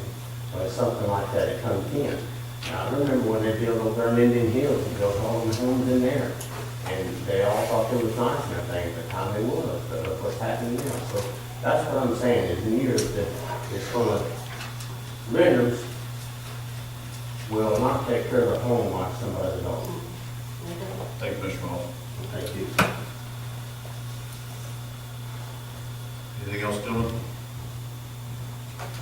did y'all see the proposed, elevation and drawings, of the proposed, duplex there? I seen the pictures that they had on the, sign that they had out there, I seen. May I say something? Renters don't have to take care of the property, the property If owner I takes may, care of I'm it. sorry, ma'am, I really need to get control, if you would. No, you can speak, if you would come to the mic, just, that's all I'm asking, just state your name and your address. This isn't a neighbor against neighbor issue. We all want Greenwood to be great. Name and address, please. Oh, my name's Sue David, Thank you. and that's my husband Alan. Thank you. And we're not against any neighbor. We're just trying to, better our lives in Greenwood. It's not the renter's responsibility to take care of the building. It is the owner of that building. The renters, if they don't take care of my bill, if they're not doing what I need them to do, then they go out. It's not their job to keep my building up. That's my job as a property owner. So for you to say the renters don't take care of it, if they don't take care of it, I'm responsible for that. My husband's responsible for that. Not anybody else, just like you're responsible for your own home.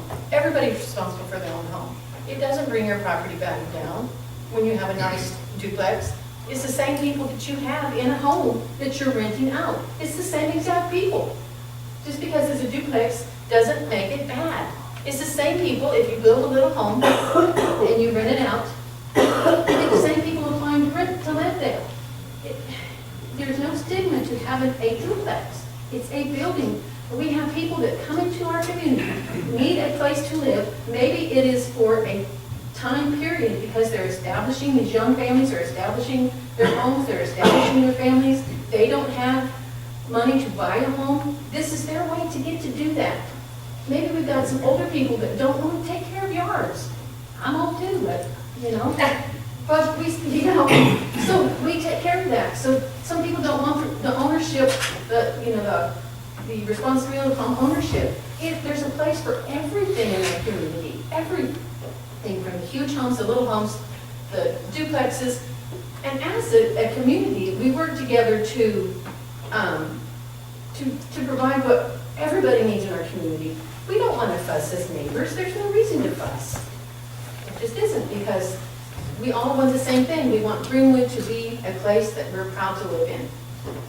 And I promise you, I've done it for a while now. We keep our duplexes nice, and we require, not just say, would you please keep it nice? Oh, no. I might be small, but I'm a bulldog. Have y'all seen the apartments that we built over here across Sir, Harvest? name and that, just for. Halliday. Thank you. Have y'all seen the duplexes that we built across from the Harvest back over in Highwood? Have y'all seen them? Well, if whenever you got time, take a drive by there. It's just right over there. It's on West Cedar Street, just below the low-income apartments. It wouldn't be to our interest to buy that lot and build a single home on it. This wouldn't be a good investment for us. Duplex, it would. And that's the reason why there isn't one there now. Thank you. And Greenwood is in need of affordable housing.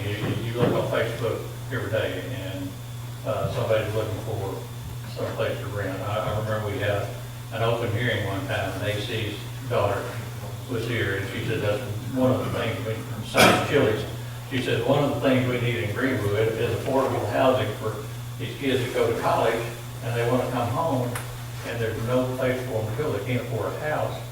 And we only had, basically one apartment out there on 10. And so those are, we need that type of housing for our startup families and people that's looking for affordable homes. And we've got two people here that will maintain those homes. I have no doubt about that.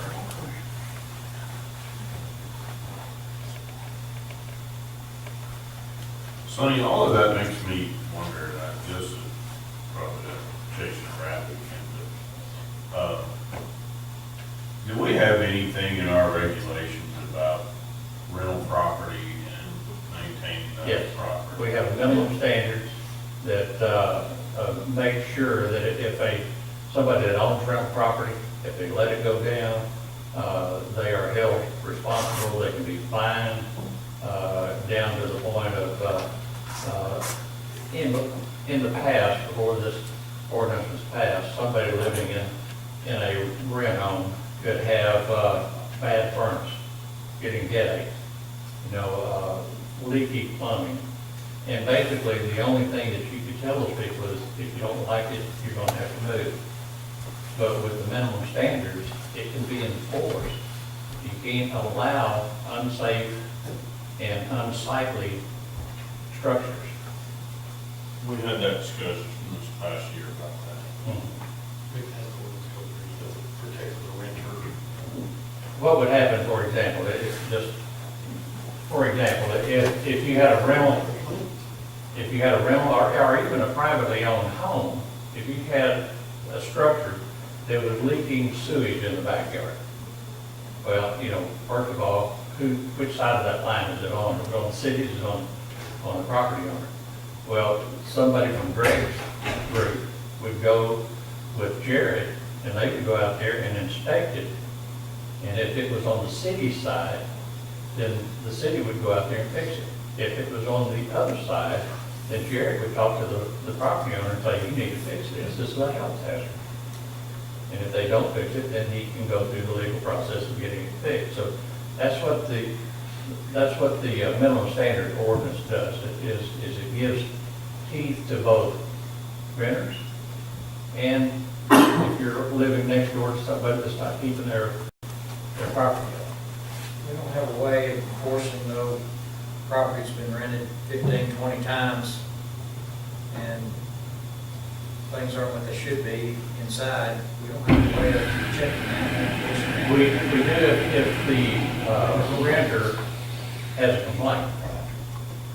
Now, what goes on inside the house, no, we don't. But if for example, and I've had them before, I've had young single mothers saying, call me up and say, my faucet's leaking and it's getting out everywhere, or my air conditioning doesn't work, and there was nothing you could do about it except, well, you need to find another place to live. But if they rent this place and it's got an air conditioner in it, or it's got a heater in it, it has to work.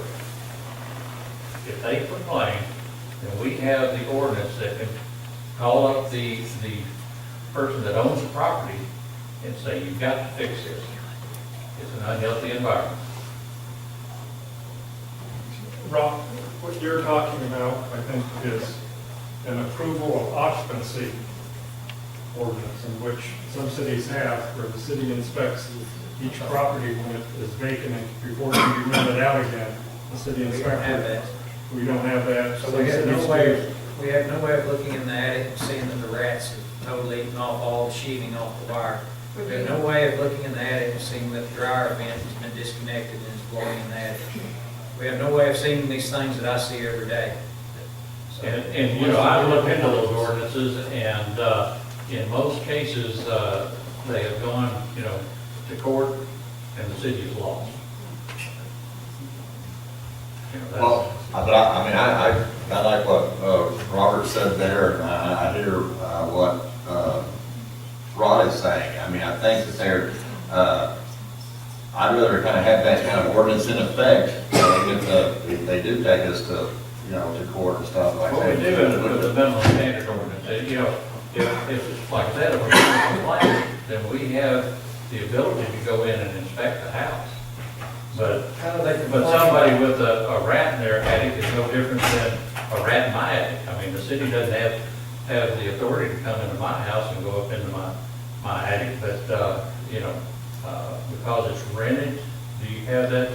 Well, I think you said, what way Robert termed that, approval of occupancy, again, that's, if a landlord already has a tenant in there, then they're less likely to do it. But if they're gonna say, well, I'm not gonna be able to get a new tenant in there unless, it meets approval, I think that's the leverage you have right there. I think we got off the beaten path. Yeah, what we're talking about here is rezoning. We're trying to inspire new homes.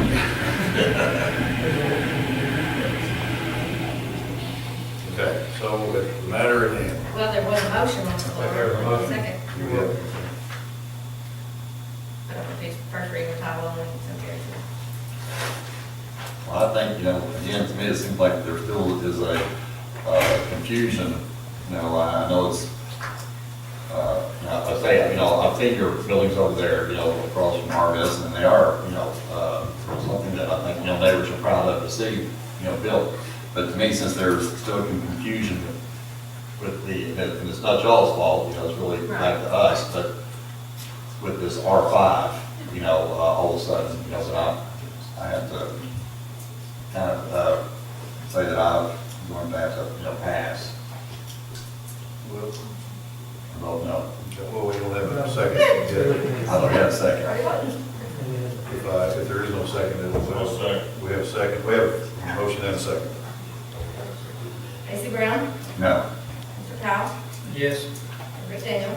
Yes. Tim Terry? Yes. Lance Terry? Motion passes. Warning. An ordinance amending ordinance number 17-07 for the purpose of rezoning certain property in the city of Greenwood and amending the official zoning map of the city of Greenwood, declaring an emergency and for other purposes. They just do their thing. Do I need to go through all the ring around it a while ago to get this to the same spot? I make a motion, we suspend the rules and waive second, third reading. Second. A motion second. Mr. Brown? No. Mr. Powell? No. Rick Daniel? Yes.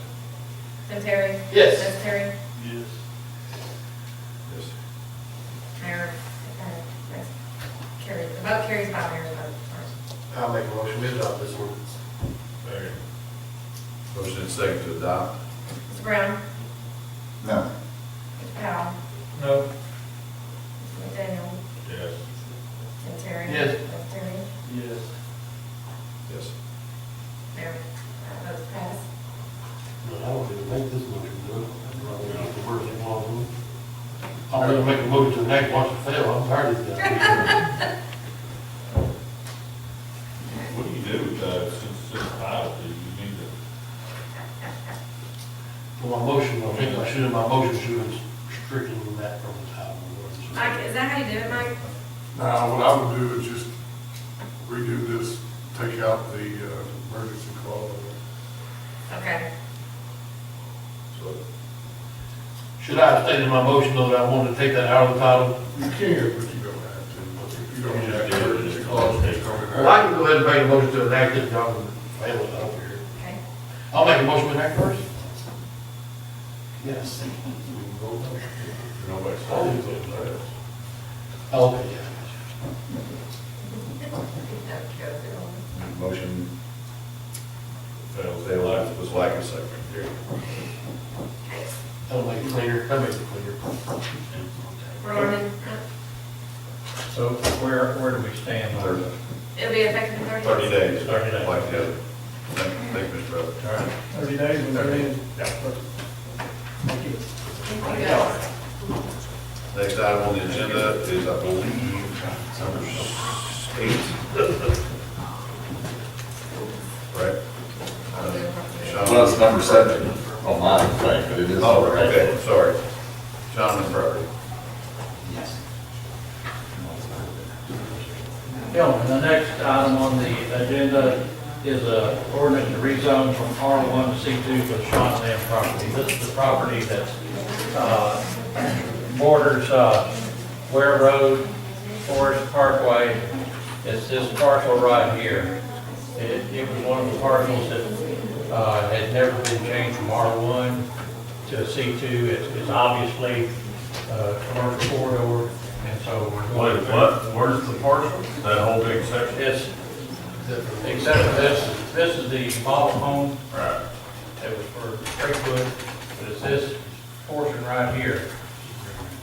And so we want to take it from R1 to C2.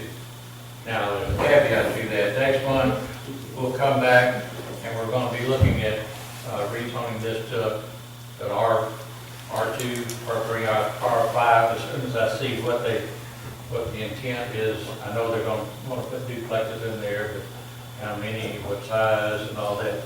So right now, all we're dealing with is moving this back to C2. The whole part. Yeah, that whole part. How in the world is that not floodplain? You've got some back here, you see that? It's floodplain, but it's not floodway, so they're able to go through there and they're filled, but they've got to come up 2 foot over the minimum flood right here. So That whole thing is just full of water every time. I got a house that already flooded. and, you know, during all this, they'll do a drainage study and try and get that water to move away. They got a little ditch right there behind those houses, it's Yeah. already checking this out. Yeah. And the What's same he thing- wanting to do here? Do what? What's he wanting to do?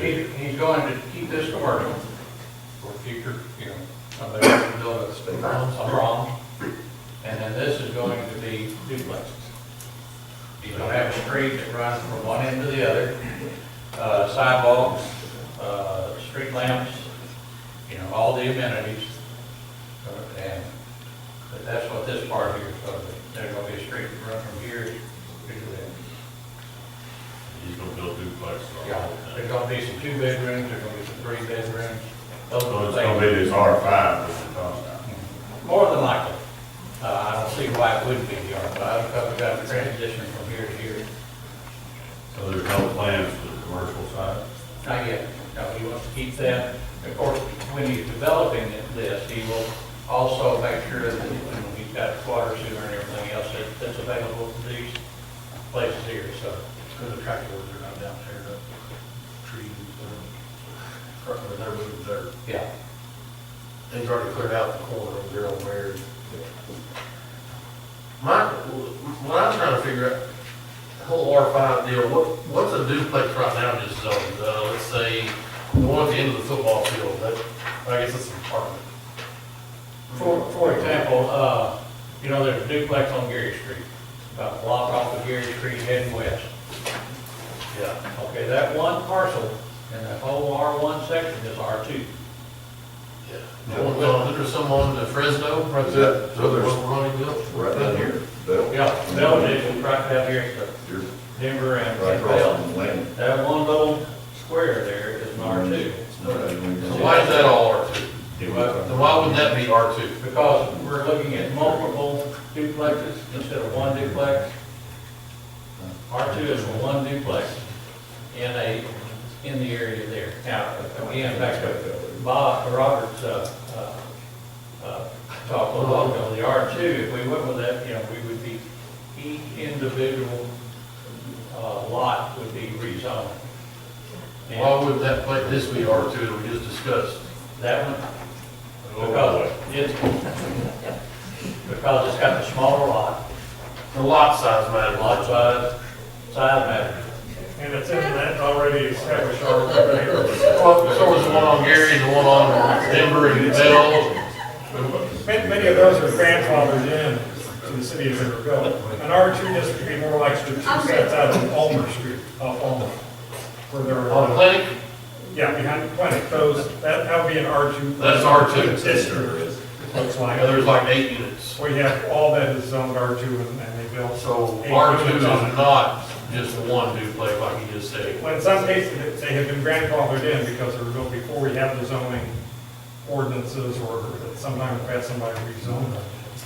Well, there was zoning when Clinic was put in. There were zoning regulations when Clinic. Yes, yeah, and that was zoned an R2 district. Yeah. And that's why there's multiple R2s. Why couldn't this be an R2 district? That's what I'm asking. I mean, we're micromanaging the heck out of some zoning regulations. Again, because of the lot size that they're going on, because some of them are gonna be like. We're making it bigger then. We've got regulations, so what we're doing now is, we've got somebody that wants to make stuff that's not in our zoning, instead of asking for a variance, we've created a new zoning. No, we're creating, similar areas to what Fort Smith has with gardens. I don't care about Fort Smith. Well, I mean, I don't care what they do. We're talking about that spot right there.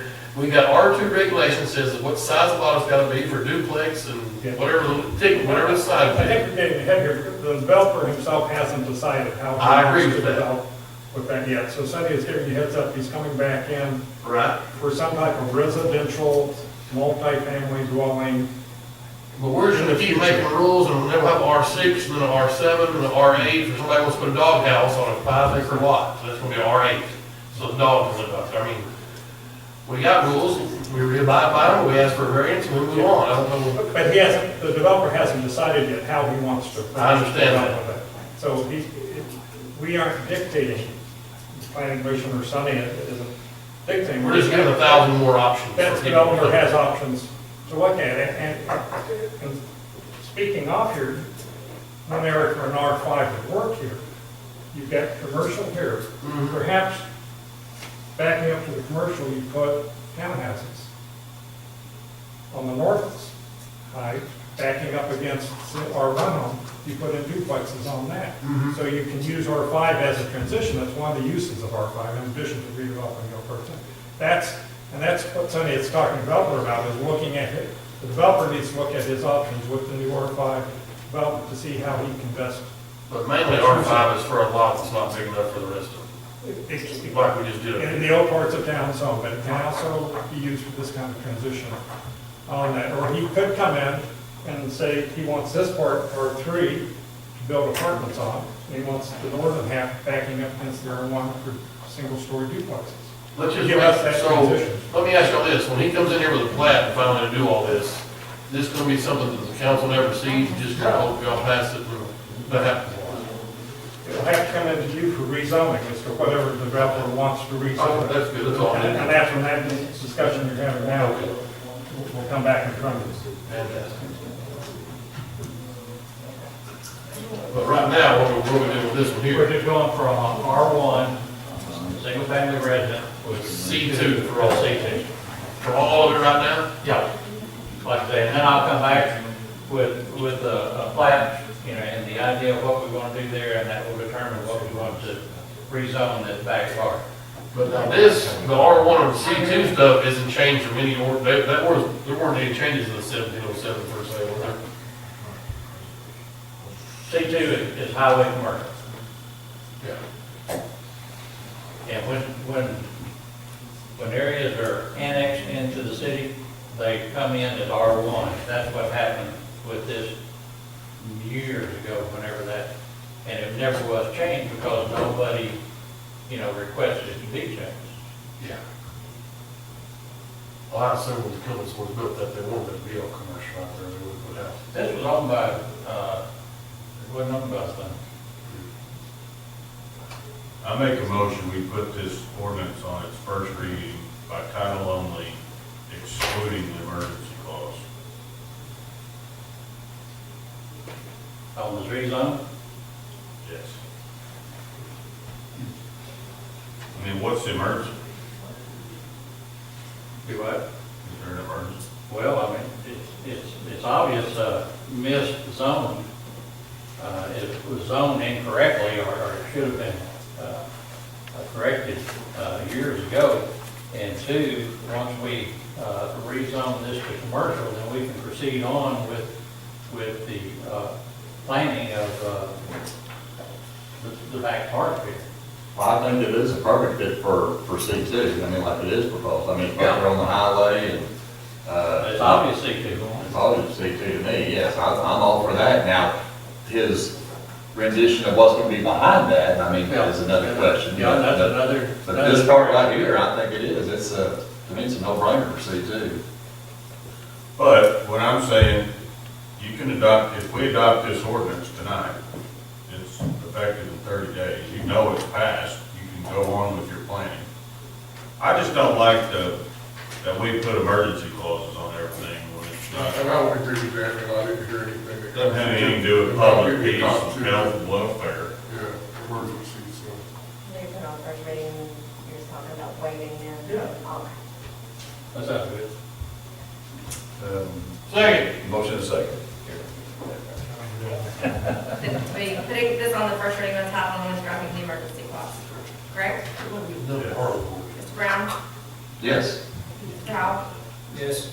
McDaniel? Yes. And Terry? Yes. Vice Terry? Yes. Unanimous. An ordinance amending ordinance number 17-07 for the purpose of rezoning certain property in the city of Greenwood and amending the official zoning map of the city of Greenwood, declaring striking, declaring an emergency. Also removing section 2, right? Correct? Yes. I make a motion, we suspend the rules and waive the second and third reading Second. Have a motion and a second? Mr. Brown? Yes. Mr. Powell? Yes. Mr. McDaniel? Yes. Mr. Terry? Yes. Ms. Terry? Yes. It's unanimous. Thank you. Thank you, Mr. Bell. Motion, we adopt the ordinance. Motion to adopt, and a second. Mr. Brown? Yes. Mr. Powell? Mr. McDaniel? Yes. Ms. Terry? Ms. Terry? Yes. It's unanimous. Thank you. Number 9 on my book, and 8 or something on somebody else. City clerk, Yeah. providing notice of intent to proceed under FOIA with less than 4. Okay, so Robert left the room, I guess. He was involved in this. Sonny, can you get Mr. McKinney, please? Mr. McKinney. Okay, so the planning commission had a meeting a few months ago, and there was not a quorum to hold the meeting. And traditionally, and what we've been taught by municipal league and all the ratification and the FOIA booklet is, all I've ever known is you don't continue the meeting when there's not a quorum present. So I advised that they should stop the meeting. I texted Mike Hamby and he agreed. So they did stop the meeting after a few business items, but no voting. So they continued on the meeting, just going through the agenda items for a while, but no voting. They intended to change it to a study session. That was their intent. I told them they couldn't change it to a study session without 2 hours notice to the media. So Robert McKinney emailed Lanny Richmond at the Municipal League about it, and that's what I'm giving you that email, a copy of that email, and along with Mr. Richmond's response. So by request, Robert McKinney would like to know if the city council would like to put a message at the bottom of all of the agendas that, and I don't know if it's just for planning commissioner or all, to consider to let a meeting continue as long as no votes or decisions are made, but it's up to y'all. When I said I would bring it to you and let you decide. I've been taught different from Charlotte, but there's no right or wrong here on that. Charlotte is but I've been taught as long as you stuck to the agenda and did not vote on any issues, not making decisions, the meetings can continue. Either way it works. I personally like that because there are issues like, let's say tonight, where you don't have 3 members here. Tonight, you could have still gone ahead asking these questions about R5, or we're talking to some of the folks here about this rezoning issue and so on, as long as you stick to the agenda and going on. So that's the advantage of continuing the meeting without any voting for it. Charlotte's right, we need, I think, a uniform policy in the city, so each of the council and each of the commissions are all playing by the same set of rules as the municipal law advised, that we put a boilerplate notice on all of our agendas. If we want to do that. He didn't advise to do it. No, He also talked to me Friday, and he called me and said that he is going to write out a very detailed response. He said he would have it to me about a day, because I told him that it was council meeting night. He did not send it to me today. It took him 3 weeks. I know it, but he The first message. It seemed like to me he's discussed this with the others, and probably is going to speak not in favor of it. That's the feeling I got. But in my opinion, if you're going to carry on business with only 3 people there or less than a quorum, to me it wastes everyone's time, because then when you come back to the voting, then you got to do all that again. That's just my personal opinion. But as it relates to violating freedom of information, if you're conducting like you did in a public setting, you're not, FOI was to keep you and me from sitting in a back room carrying on a secret meeting, right? You're out in the open. Right.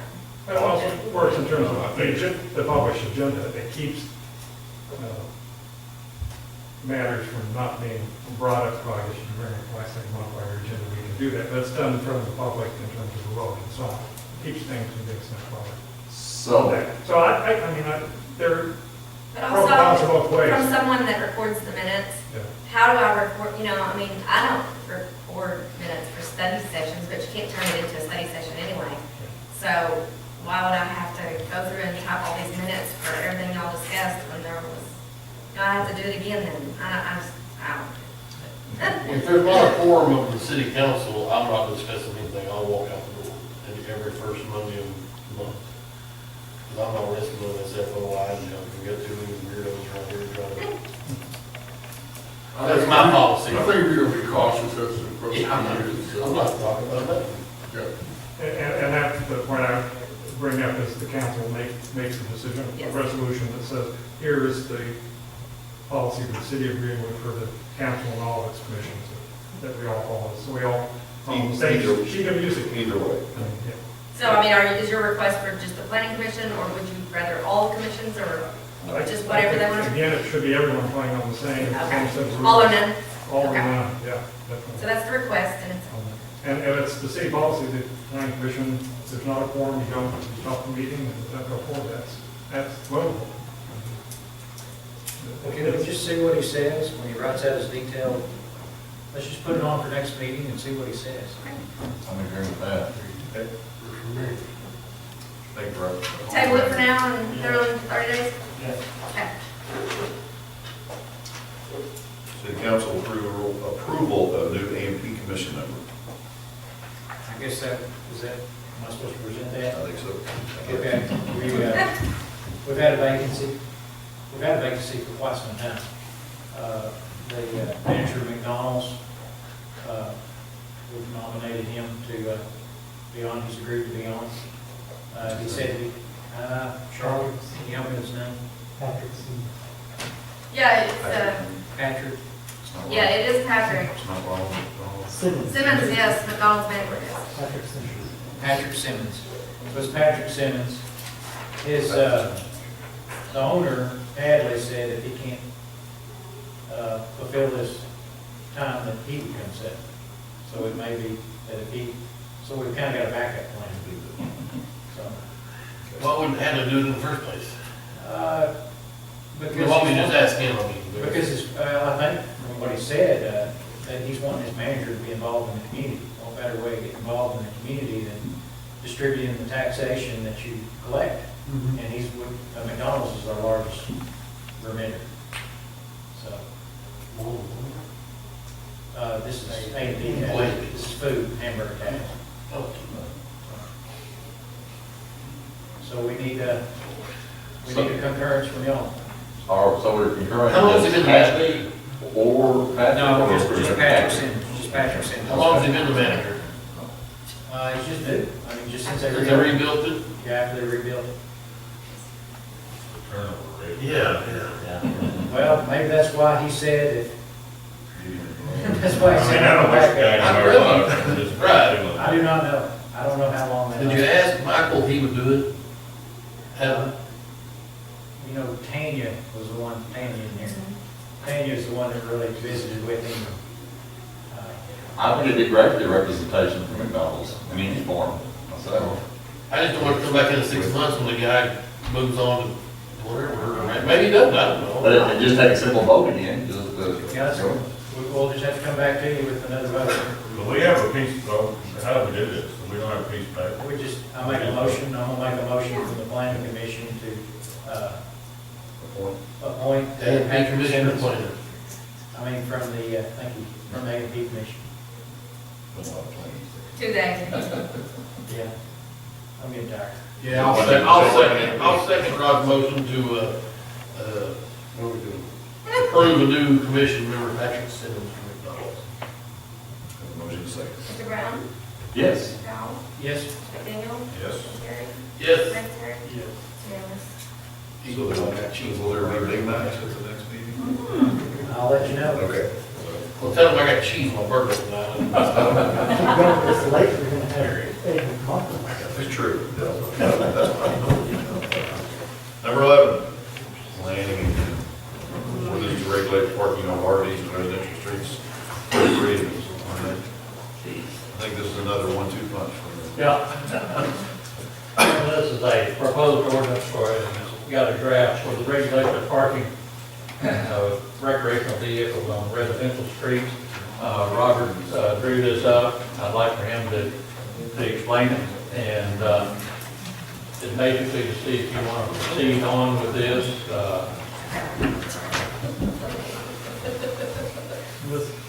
This is another one I copied from the city of California. This is dealing with some complaints that have come to the planning commission in terms of RVs being parked on residential streets for long periods of time. This doesn't prohibit it. It sets up a permitting for up to 2 weeks. Coming in prohibits that the RVs being hooked up and lived in while they're on the street. It doesn't impact at all the storage of RVs on private property or the parking of the RV in the driveway coming in. It doesn't prohibit anyone from having people visit and having the RV parked on the street once they get the permit. So it's just geared to the father-in-law that shows up in his big RV visiting. Cousin Eddie? Yeah. But it keeps somebody from storing their 40-foot RV on the street.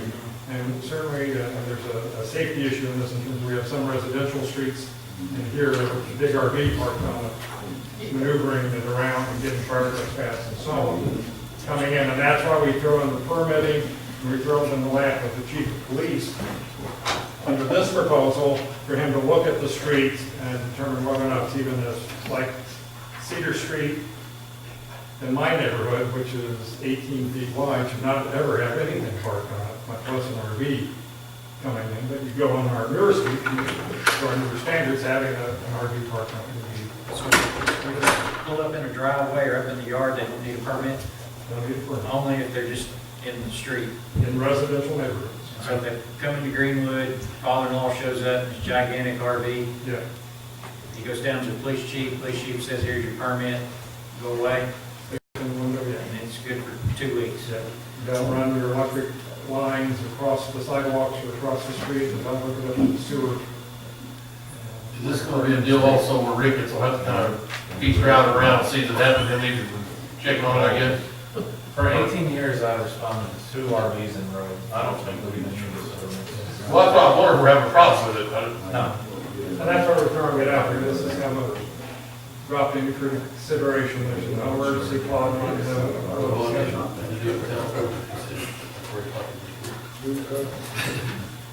That's the first I've heard of this.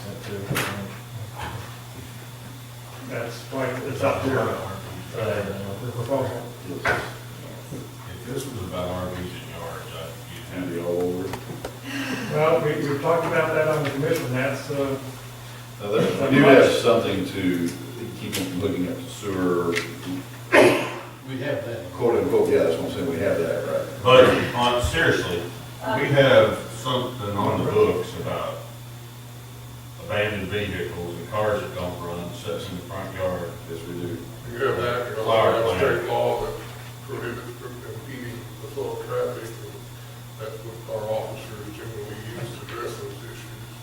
Well, but we've got these rules about cars parked in the yard, that you can pull your fifth wheel in the yard and not move it for 9 months, and we don't have anything about that. Well, I think the ordinance you're referring to basically talks about it being broken down on blocks, or if it's not running, am I right? Am I asking? Or the registration isn't up yet. Yeah. Or, yeah, so if it's not, those are, yeah, and we're addressing that. We have a lot of those, it's not RVs, it's actually cars. One got a little bit creative. We asked them to move it from their driveway, and they did, and they put it on the side of the road, so now we gotta go back. I mean, we were driving around the other night, one of Will's officers, I got to go right around. And, I mean, you go in some of these neighborhoods, and there's these huge fifth wheels pulled right up next to the guy next door. I'm like, man, if you're that guy, focus. That's what I really would work on. Sorry, go ahead. In my neighborhood, I know that there is a gentleman across the street from us, and I live in Forest Hills. He'll pull his big RV in there, or his mother-in-law, and the bus, the school bus, if there's a car parked, and he lives across the street, but if my neighbor has a car parked in the road, the school bus cannot get down our street, period. He parks in the road. Parks it in the road. It may not be there for 2 weeks, but it's been there for quite some time. And I know that they're staying there because it's mother-in-law. And it's an RV? It's a camper, Like, like a fifth wheel or a pull behind or whatever, yeah. that's parked on the road? Parked on the street. I mean, I don't know about it. I mean, the old ordinance covers that.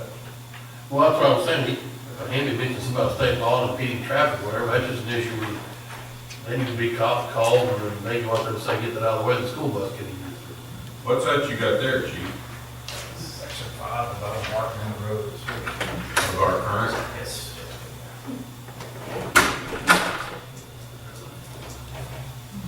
Parking trucks, trailers, etc., residential, semi-commercial, and parking lot.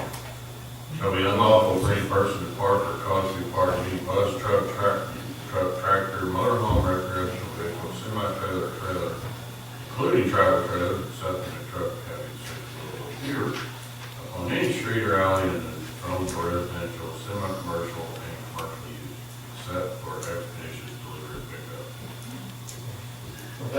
Except the truck having 6 wheels. Ever. So basically, we already have an ordinance that says what this is.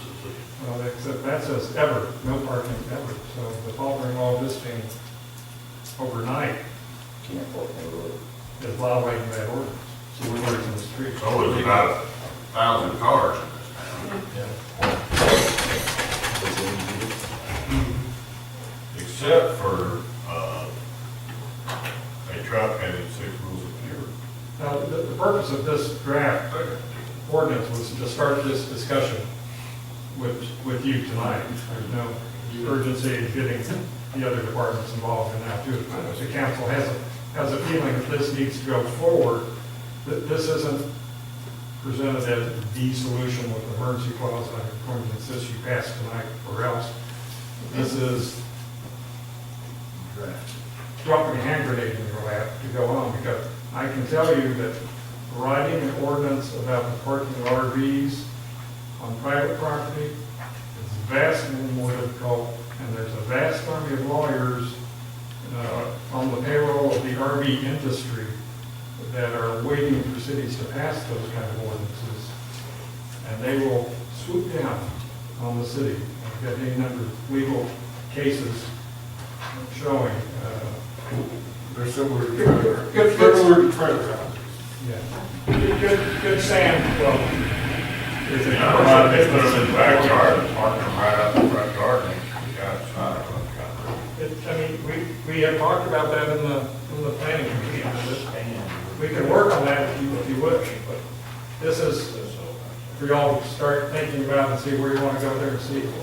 Chief, Is there a problem? You haven't seen it till tonight, so you really have no, I mean, you may have put your thought, initial thought.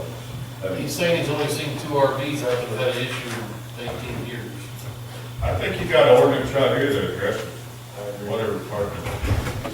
Well, I'd like to see that ordinance, but I think it should be something that we need to either address before it becomes an issue. What do you mean?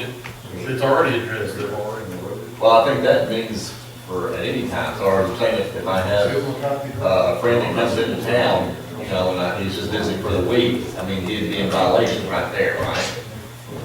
I couldn't get a permit to say, he's just gonna be here, just Yeah, there's no room for, there's no verbiage for a permit in the original ordinance, right? Right, so it's either,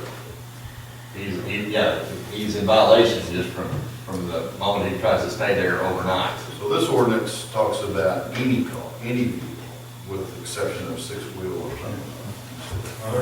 What is the, I mean, I know you can take almost any neighborhood. I'll use Ridgecrest, for instance, because that's where the motor home that kind of, in my opinion, the motor home that kind of started this. I'm not sure if that was a big one. And we had complaints about it, and we had calls.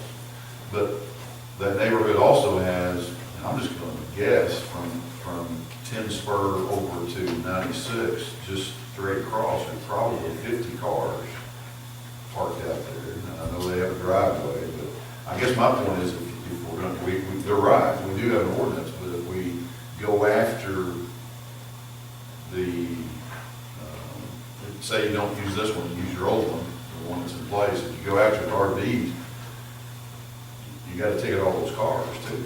And Well, the first one's a warrant.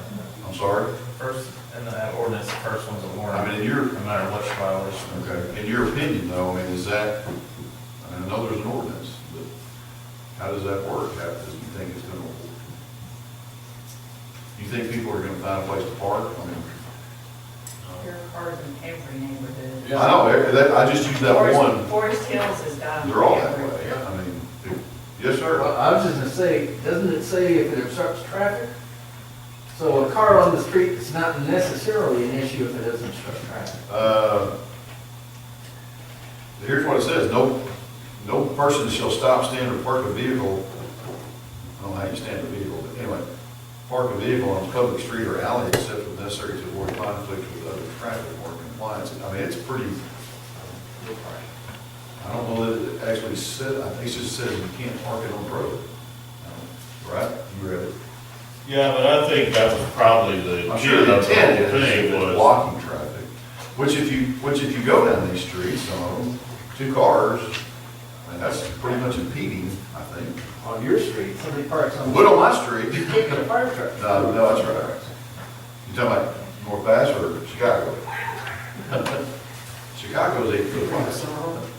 I have summer on that. Now, it says right here, no person, blah, blah, blah, blah, blah, blah, blah. Number 8, alongside or opposite any street excavation or obstruction when such stopping, standing, or parking would obstruct traffic. I don't know why that's specific to number 8. Here is a 2:48 this afternoon. If I can. It's not very good. At any place where parking will obscure or obstruct visibility of any traffic control device.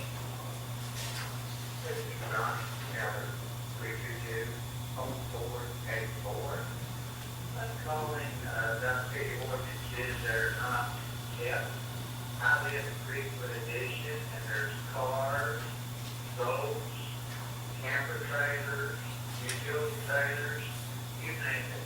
They're parked out in front of the houses on the driveways. We have ordinances against that type of thing, because if it's not addressed, you know, we're just building the slums over here, and Greenwood Edition keeps the town, so okay. And we don't want that. Back in the late 70s, I lived in Greenwood West, back in phase 3 of it, and I go through there the other day, and that's one of the worst areas in the city for looking slummy. And we don't want that out here, so I appreciate if someone could start putting the, you know, things to an ordinance or help follow it, because I know you have guys driving around, you know, animal guys, supposed to be the one that does ordinance checks and all that stuff, you're looking at right people in, and that's supposed to be moved. Apparently, people are not doing their jobs that we're paying them to. Reading all that. Thank you, sir. That's, you know, I get these calls all the time, I'm sure Chief does too, and Jared. I mean, it's just some of the things that we need to pay attention to in these neighborhoods, such as Greenwood. You know, you've gotten quite a few calls from that area too, that's. All right, definitely an issue, and you know, yes, ma'am. I just have a question. I like the idea of what you're saying about somebody coming to the police chief and applying for a permit to have an RV. It sounds like we're talking about 2 different issues. What would prevent somebody from getting this license to be there for a week and just keep coming back every week and renewing it? You could still have your Uncle Ed there for 6 months with a permit, unless you put a limit on how many times somebody can get a permit a year. Is that on there? I think though that if the whole spirit of this is about obstructing traffic, then we're not going to issue you a permit to obstruct traffic. There's not too many roads wide enough that it's not going to do that.